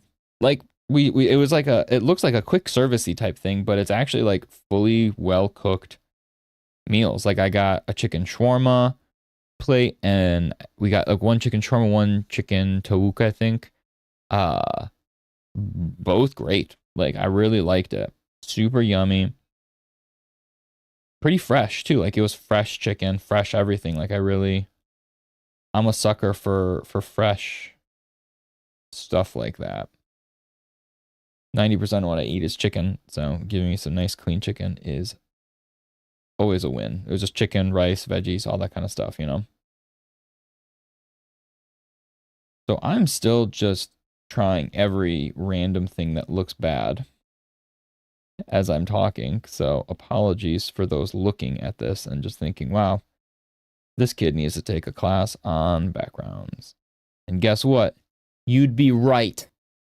Teach me the ways of the background. Because I don't know. Again, here, let's pull up. So, do we, here, cover this. Google Loop. Spider-Punk, right? I wanted to use something like this kind of energy, but not quite. So I'm trying to look at like, what do things, how are certain Spider-Punk images portrayed, right? And it's this like strong white and black. But there's also like a grit to it that I feel like mine does not have. But I'm trying to look at just the backgrounds though, right? So like I like this two-tone like little vibe with the outline. That's cool. But again, these are colored outlines. I don't have that on this Squirrel Girl piece, and I don't feel like redoing that either. A lot of halftone backgrounds, like I said. Tons of them. Tons of halftones. Like, goodness.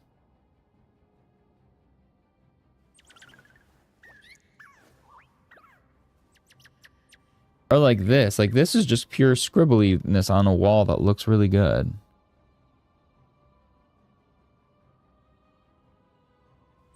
I like this idea of like a graffiti vibe though. So I wonder if we do something like that.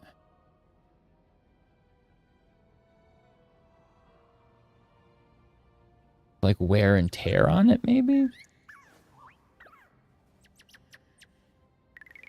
I don't know. I have a feeling this is going to be one of those ones where like I'll end stream and be like, I didn't finish it. And then I'll still have not. The whole point of this stream was I'm going to finish at least Squirrel Girl. So I've got about a half hour to figure out what we want to do for her background. So let's look up Squirrel Girl, actually. Let's see if there's like, what if we do like graffiti-ish, but like cute and playful, right?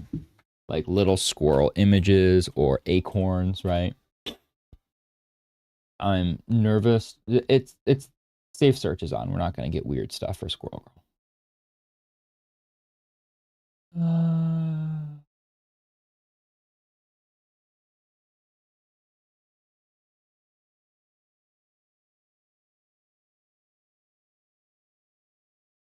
I hate that my brain goes, yeah, I want to search like graphic images, like graphic design for her with stuff. But you search graphic Squirrel Girl, I don't want to know what comes up. I do not want to know. Not with the internet these days.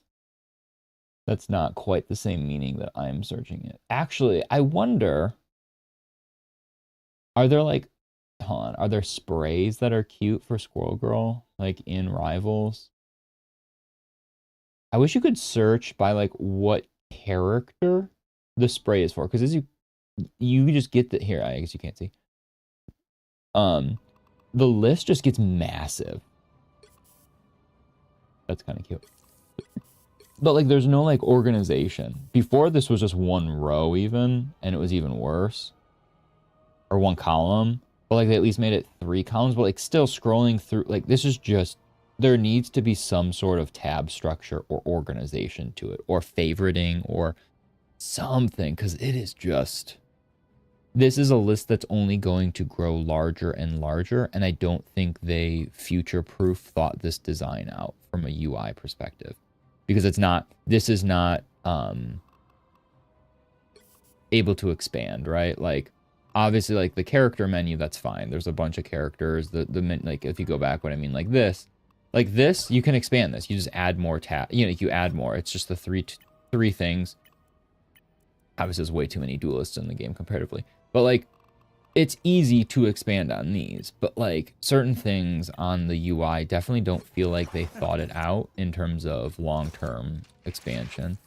That said, I saw this Loki spray that I forgot I got when I bought this new skin, so I would like to put this.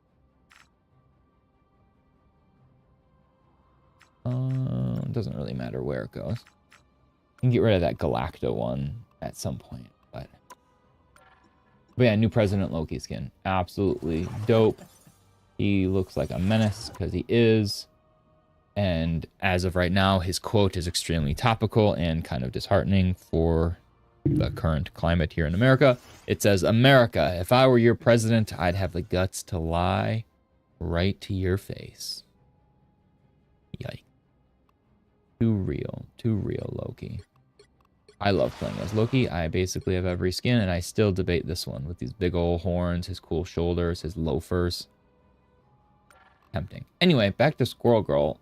I guess it doesn't really matter who we have up, but it's just looking at these sprays, seeing if there's any like cute graphic design elements to the sprays that are playful with her. Not really. I thought there'd be more like little acorns or this or that, or, you know, like it's just her. That's it. There's no really fun Squirrel Girl sprays, at least not that I have. Are there some that I don't own?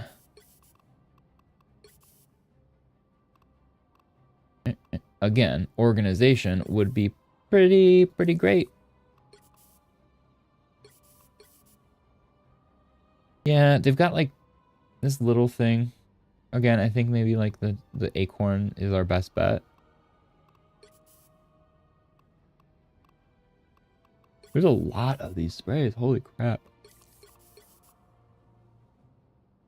What is this supposed to be from? Oh, scars. It's his like belt. Okay, so not much to work with there. Didn't really learn much. But if we pull back then, let's go back to... There was this one and there was another Spider-Punk one I liked. I thought I saw. Though, look, that's the downside if you don't, if you're looking on Google and you don't grab an image right away, sometimes you're effed. Okay, so there's this, and then there's something like this. Can we open this in a new tab or no? This is...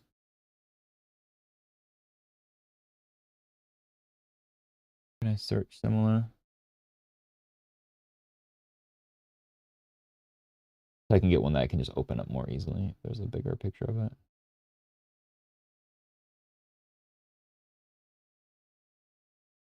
That's funny. On if you're listening on Twitch, then you can hear it's actually the lo-fi is Spider-Man right now.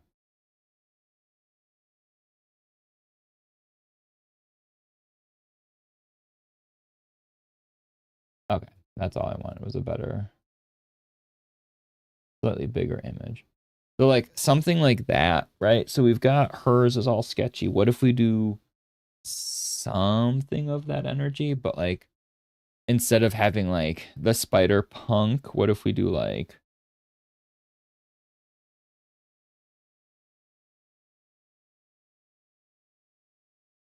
What if we darken this? And then add like a grit real quick over all of it. I've got like big grit passes. So do I have like, what would we... Well, this is like a half-tone stamp almost. Let's see.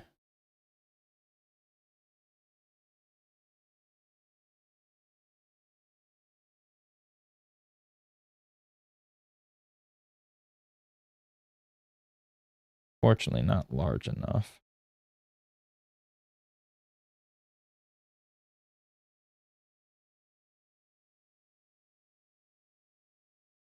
Or I guess it can be if we just do this. Doy. Look, now it's large enough. Let us... Yeah, still not sold. Let's clear this. Clear.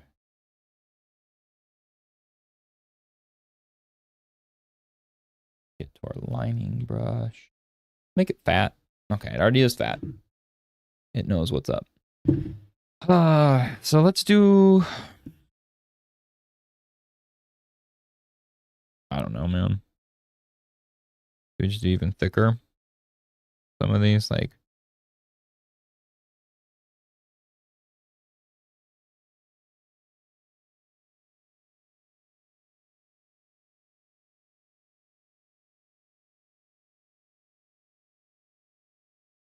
Yeah. So it like extends though. So like what if we draw like acorn?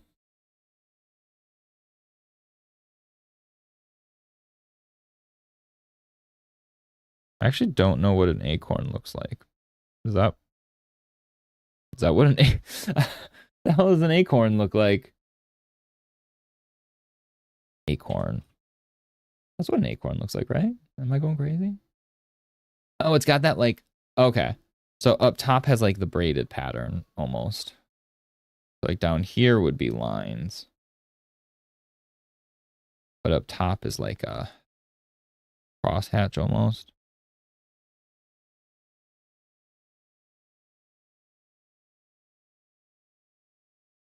That looks really dumb.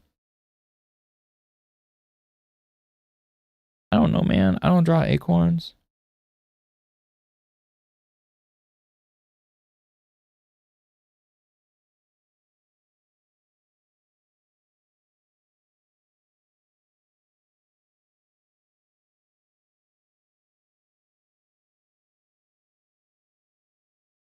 That doesn't look like it. That was like a little nipple.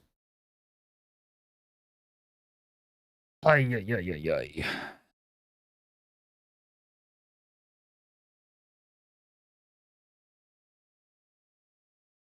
Man, I know I'd mentioned the pita pit, and like, it is whenever I talk about food on stream, then on like later in the day, I'm always like, why did I do that?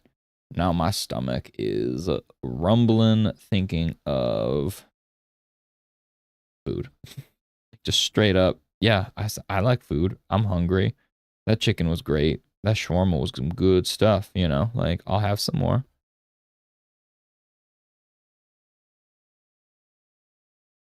Soon. Soon I'll have my protein, alas.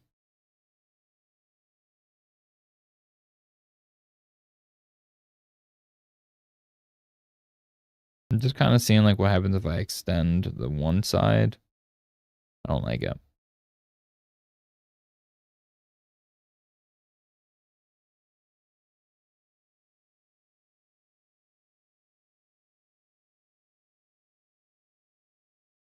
So clear. What if we do like a big old acorn?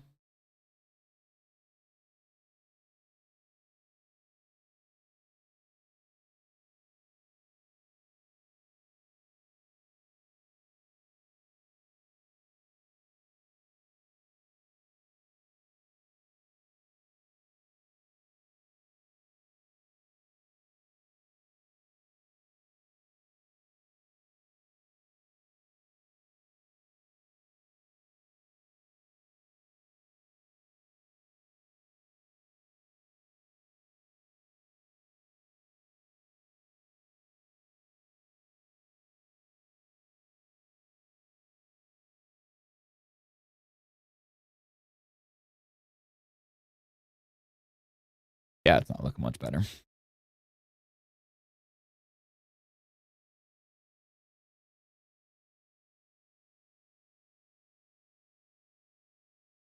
The irony in all this, when all is said and done and I'm frustrated, I'm just going to post it with a white background and be like, look, it's Squirrel Girl. I'm done. Like joking, not joking kind of thing, unfortunately. We'll see though. Maybe I'll in this next 20 minutes I'll figure it out. It'll come to me.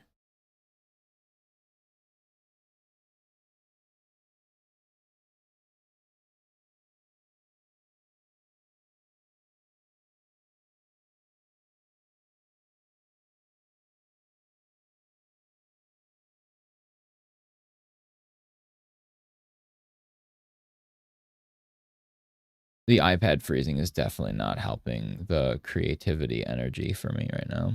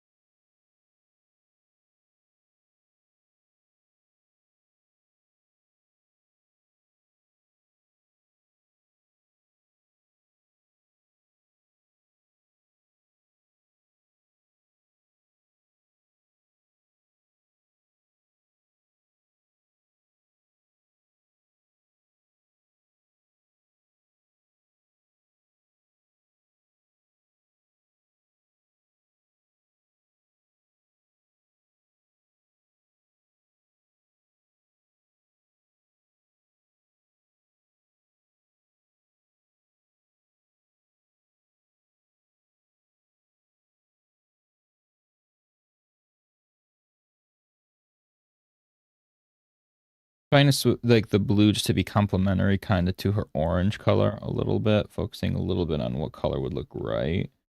But then also if I do the little nipple, this little guy on the bottom, I know that looked weird. This thing, I don't like the nipple. You're right. Sold, done. Get rid of the nipple.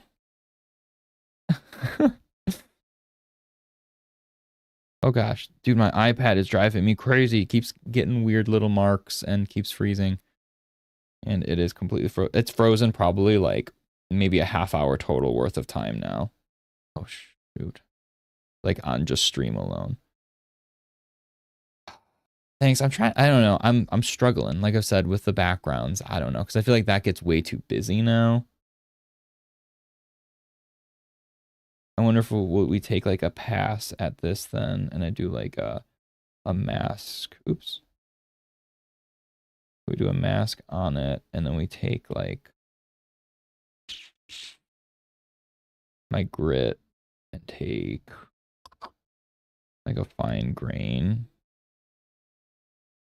That kind of helps break it up a little bit. I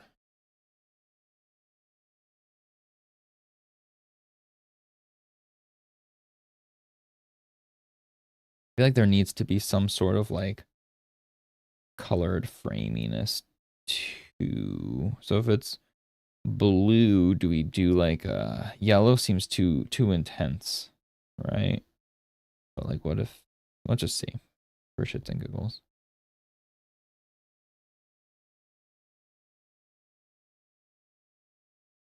Yeah, that's really bright. And now it'll take 5 minutes for it to go away. Don't mind me. What if we do the pink then?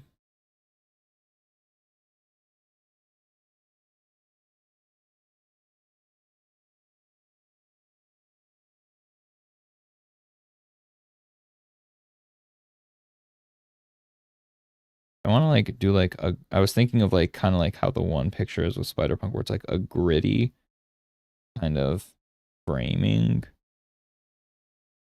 Holy F, this is freezing every 30 seconds now. I'm like really genuinely nervous to try my other files later now.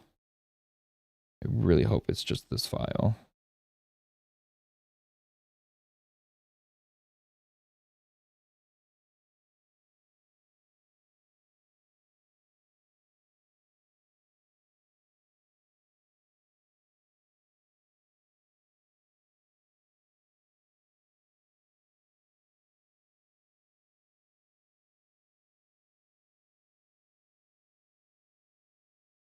But then what's like a cool textured brush I have? If I just do the dynamic eraser.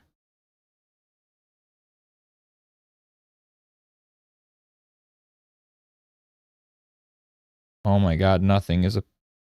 This iPad, I'm going to go crazy.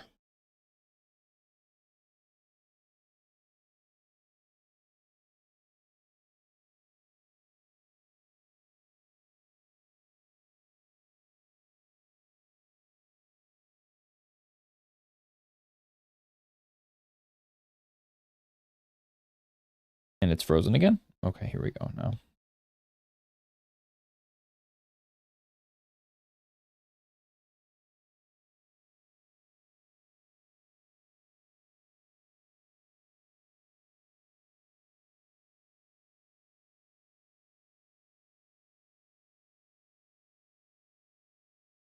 Not what I'm using.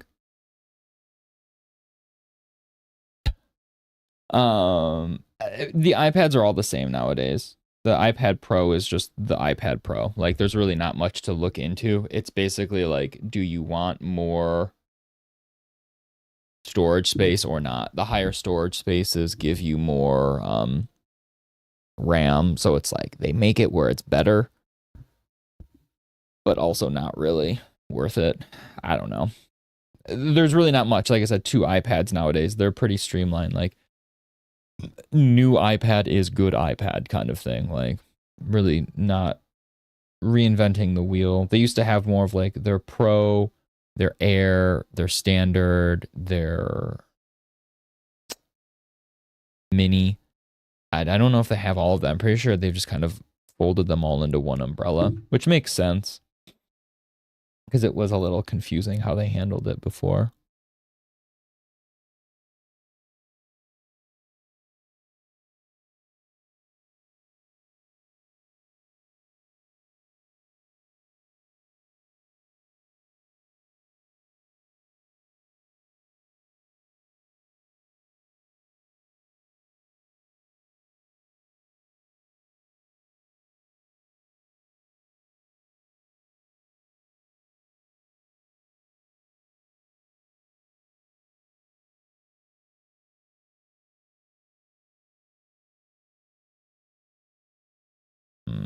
I'm trying to think of like, what if I don't do the white background and instead do something a little more contrasty?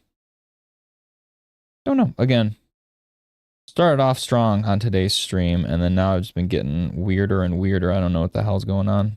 Backgrounds are the worst thing ever.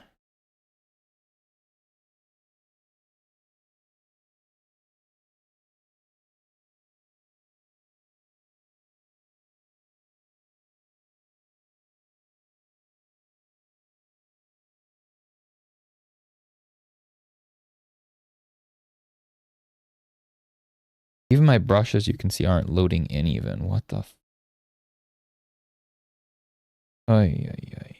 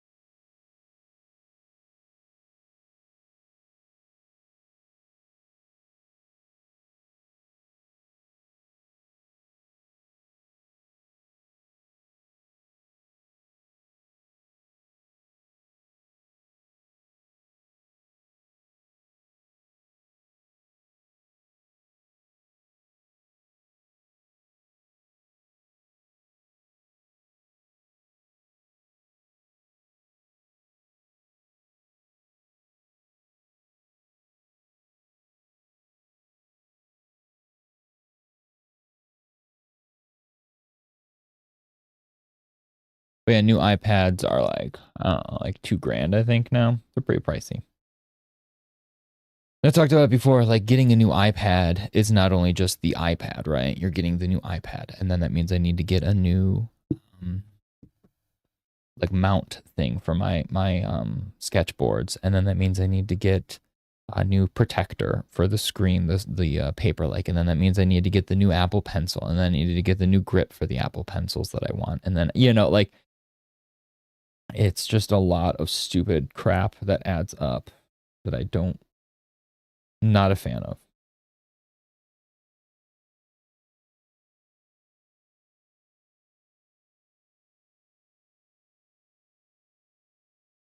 So right now my problem is she doesn't stand out on this nonsense now. So I'm trying to like do something to help her stand out. But again, don't mind me, this iPad's just completely frozen on this image now. Holy sh...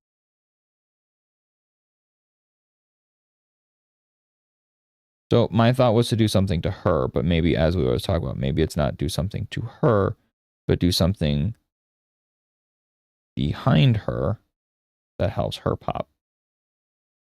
So let's see if we can do like an extra bit of grit on the back piece.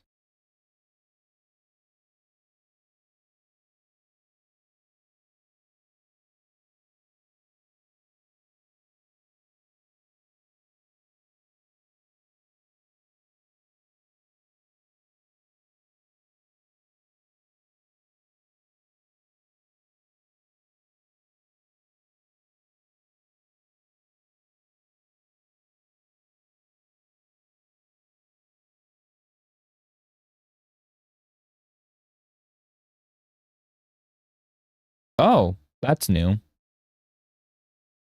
That just shut down. Procreate just completely reset itself. Fudge.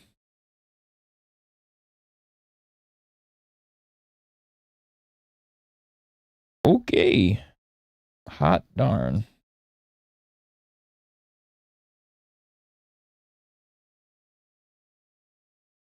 Yeah, this is becoming like quite unworkable. I really, damn it.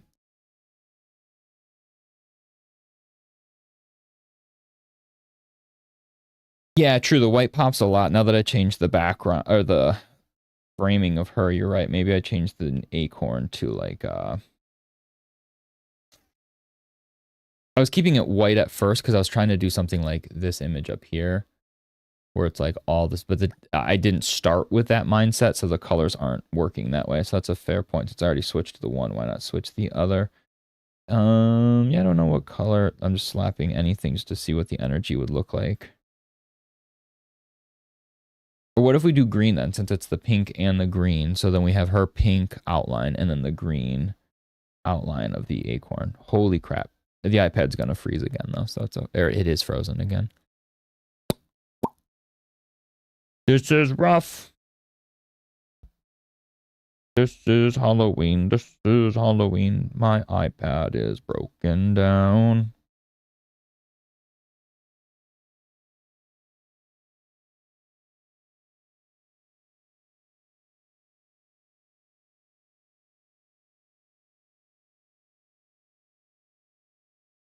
We draw like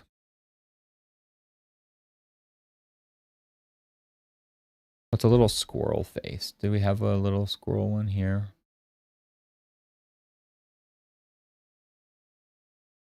Didn't we have a little spray that was a squirrel or no? I thought we looked at one.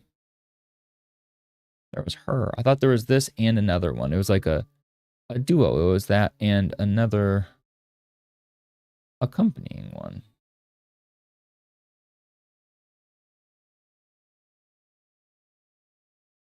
With the actual squirrel. Darn it. Am I blind? Again, if they were organized.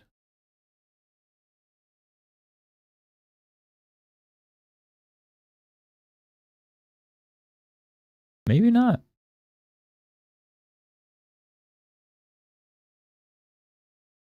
I swore we got like a really cute stylized squirrel.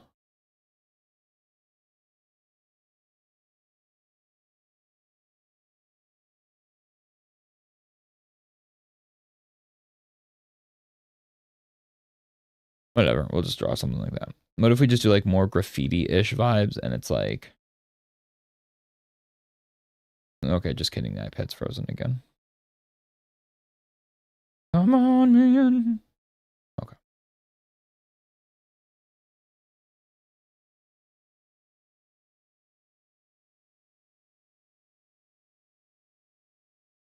Really? We didn't get a spray of it? Yeah, that's lame. I totally thought we got a spray of both. Lame.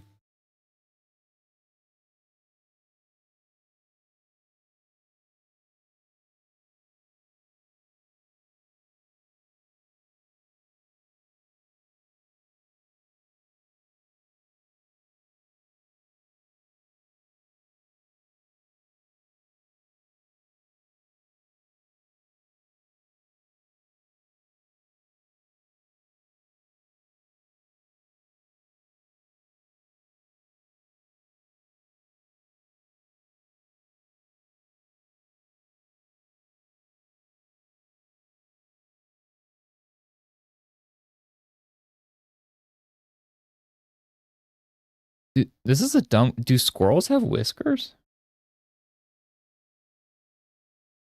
Thought they did, but maybe not. Drawing eyes on this makes it horrifying. Let's not say we did.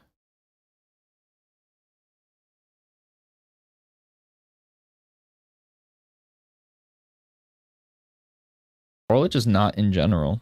This squirrel's looking stupid. Oh, I have the other eraser, but that works. We just leave a little bit of grit. That's fine.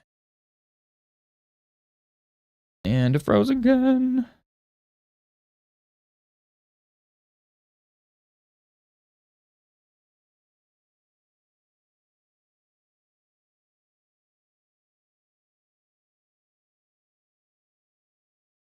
Let's break it down then. So she's got like a bean and then a little dome and these big ol' ears.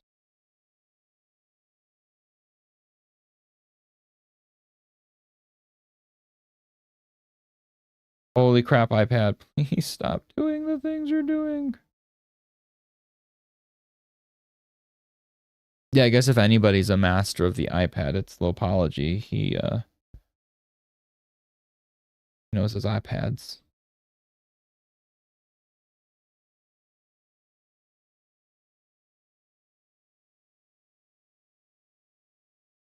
Yeah, have you ever had it? I know you don't use Procreate too much, but like I've never had it where it's like this. And like I said, I'm hoping it's because when I was working on the Daredevil piece, it wasn't doing this at all. So I wonder if it's just you do like the iPad. It's one of those things where like it seemed like it was just this file when I worked on it the other night. But like I said, I'm scared now to go to the other files. Because I tried clearing the cache for Safari because apparently it's linked. But like here it's whenever I go to undo or use the finger like to navigate, the iPad just freezes on this file.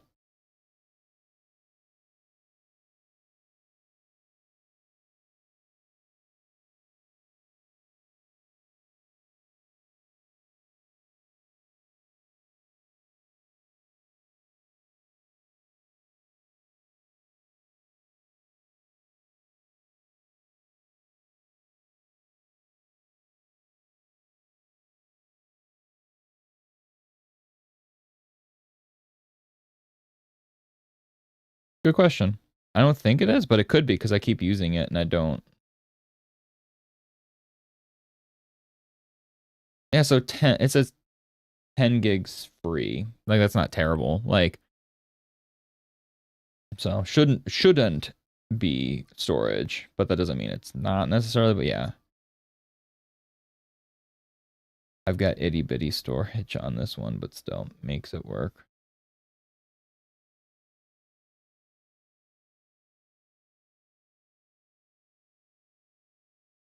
Oh my god.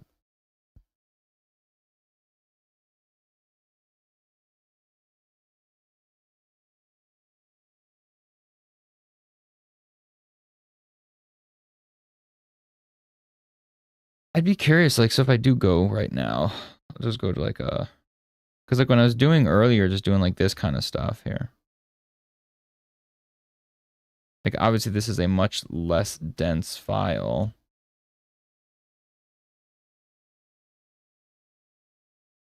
But like it is being responsive. Yeah, it might just be somehow that file itself is like somewhat corrupt because it's crashed on me a couple of times. What if we go to a more dense file that I already have, like Malice? This has got a lot of stuff, right? Pretty responsive. Yeah, so maybe it is just that individual file, which if that's the case, I don't know how to fix that.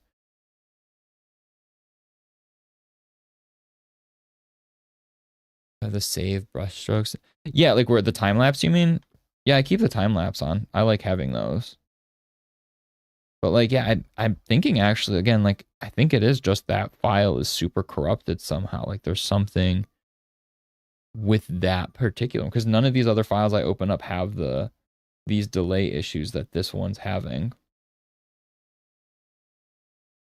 So I don't know what the culprit is with this one. I guess I just have to finish this file and say I'm done with it then and not have to touch it again, maybe. Like maybe that's as dumb as that is, that's my simple solution. Don't touch it anymore once I'm done and just say you're good. You're done. You're basic kind of thing.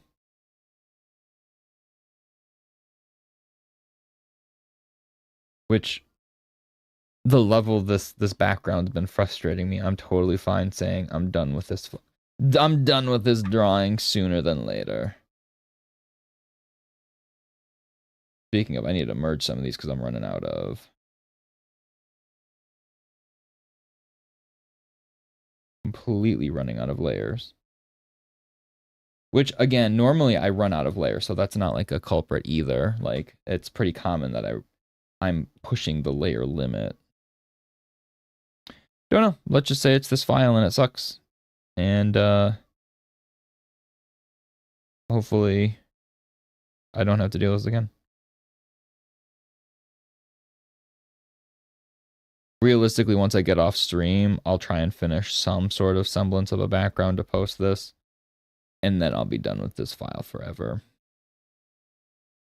This messy ass nonsense that I'm doing for a background is just... I think the iPad senses my frustration. Yeah, soft resetting the iPad itself probably would help. I guess I should try that after. just in, I mean, that just soft resets are just a good practice in general. I feel like that because devices are on so often, you know, like we don't turn our devices off anymore.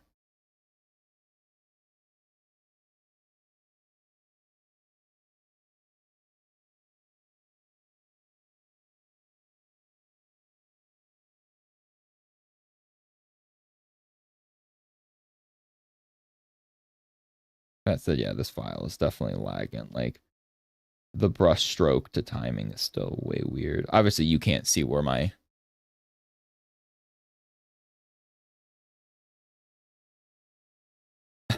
crashing set on its own is like, hey man, I'm crashing out. I need to reset. Yeah, for sure. But again, it's so weird that like, oh, wrong brush. It's just this one though. Do you know what I mean? Like it doesn't crash on the other files. So it's so bizarre that it's isolated to something that I did. It must have just like weirdly saved this file, and that save is just borked. Yep. Don't mind me, it's frozen. I feel like such a dork, like when it freezes and I'm just like still just like rubbing the screen like, hey man, you wanna make something happen, make some magic happen. Would you like to move it?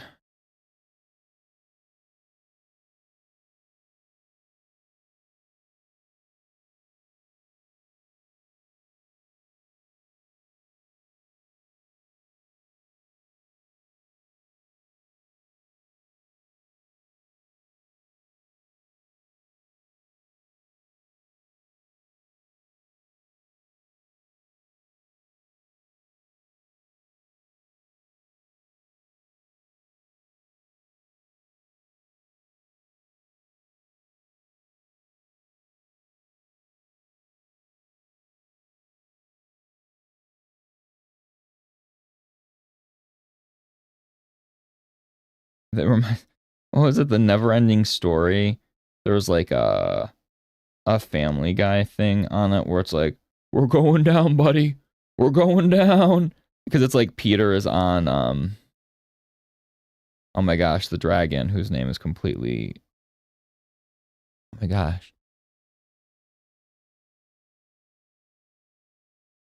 Oh my gosh, the dragon from F.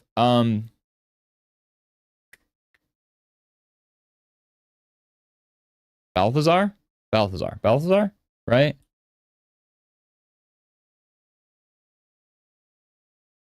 I think it's Balthazar. Um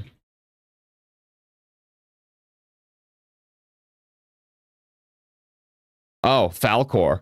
Balthazar, Falcor. The same thing, basically. Right? That's the same thing. But yeah, they did. There was a Family Guy. Oh gosh. There was a Family Guy skit where it was like Peter in the never ending story. And he's on Falcor going like, yay, yay, like trying to ride him. But obviously he is much larger than a young boy. He's like, we're going down, buddy. We're going down. Yeah, no, I was like, you know, never ending story. I thought you meant you're no help just because you're an idiot. God. Jeez. Yeah, Falcor though.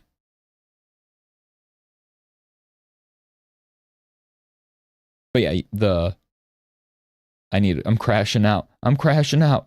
I'm going down, buddy. We're going down. That's the way my brain works.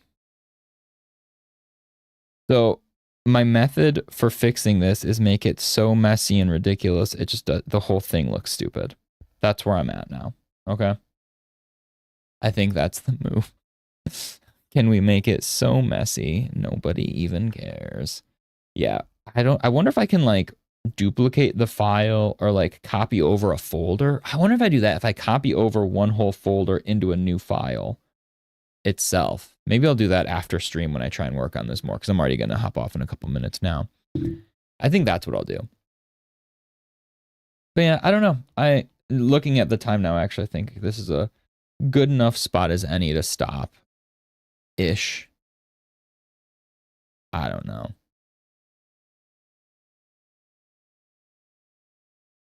Oh yeah, I could export it out as a PST, then re-import it, yeah. it's funny because, like I said, I'm like mentally done. You know, when you're like mentally done with a project or any sort of piece, you're like, yeah, I'm done. I don't care anymore. That's kind of where this is at anyway. So it's like, yeah, I can fix it, but do I want to? I don't even care anymore. Like, I just want to be done. But I think she turned out cute enough. Like, I think the colors are still fun. I think the energy of her movement is still there. The background, I don't know. I could live without it. That's for sure. Like, again, the joke is always, do I just get rid of the background entirely and just say, hey, look, done. Yeah, I don't want to play with you anymore. The Andy vibes, 1000% that. Like, or do we just oversimplify it? Like, I don't have that extra grit pass. But yeah, this is the epitome of I don't want to play with you anymore. Like, I have to go do dishes. I have to go do laundry. I have to go eat lunch. Like, all of these things normally with drawing stuff, I'm like, yeah, I want to keep working on it. Nope, I don't. I'd rather go do dishes right now. Like, I'm that done with this piece. I'm like, yeah, I'll go do some dishes instead. That sounds good. Yeah, I don't know, man. I don't know. Maybe like I said, maybe I'll reset and try again later. I want to post stuff. I feel like I don't post enough art anymore. Like, the whole point was to be able to do that. And then my lizard brain just goes, yeah, let's stop. Yeah, let's stop. Yeah, let's stop. Oh, well. As always, I need to make a thumbnail. So let's zoom her in. Let's make a zoomer. What was the face I had? You made me make a face the one time, and that ended up being the thumbnail. It was stupid as hell. I hate this because it's the aspect ratio. I can't like get a good zoom in. Otherwise, it's just like a bunch of empty space. Whatever. But yeah, it was some sort. I had to look. I looked at the camera like a dingus because you had messaged something. You had said something like, yeah, I don't know. I'm at a loss. Again, when I'm at a loss for, oh, it was the lip. Yes, the thing's lip. The trying to, and then I realized you can't make the face like that. God. Thank you. Thank you for giving me the lip from thing. But okay, yeah, so thumbnail. I put away my squirrel mug. I can't. Thank you. I have no squirrel to hold up. I've got nothing witty to hold up here. And I don't feel like it. So I'll do the pencil vibe, right? Like, look at me. I'm drawing. Got any nuts? That, like, I look at the camera asking for nuts. Any nuts? I don't know what this is. A little fondling. Any little nuts? I don't know. Okay, that's a sign I need to get off. All right, thanks for sticking around. I'll be back Thursday. Hopefully something fresh and new, maybe. I don't know. We'll see. Oh. They all look dumb. I'll pick one. I'll pick the dumbest looking one for the thumbnail. Don't worry. All right. Until Thursday, be kind and kick butt.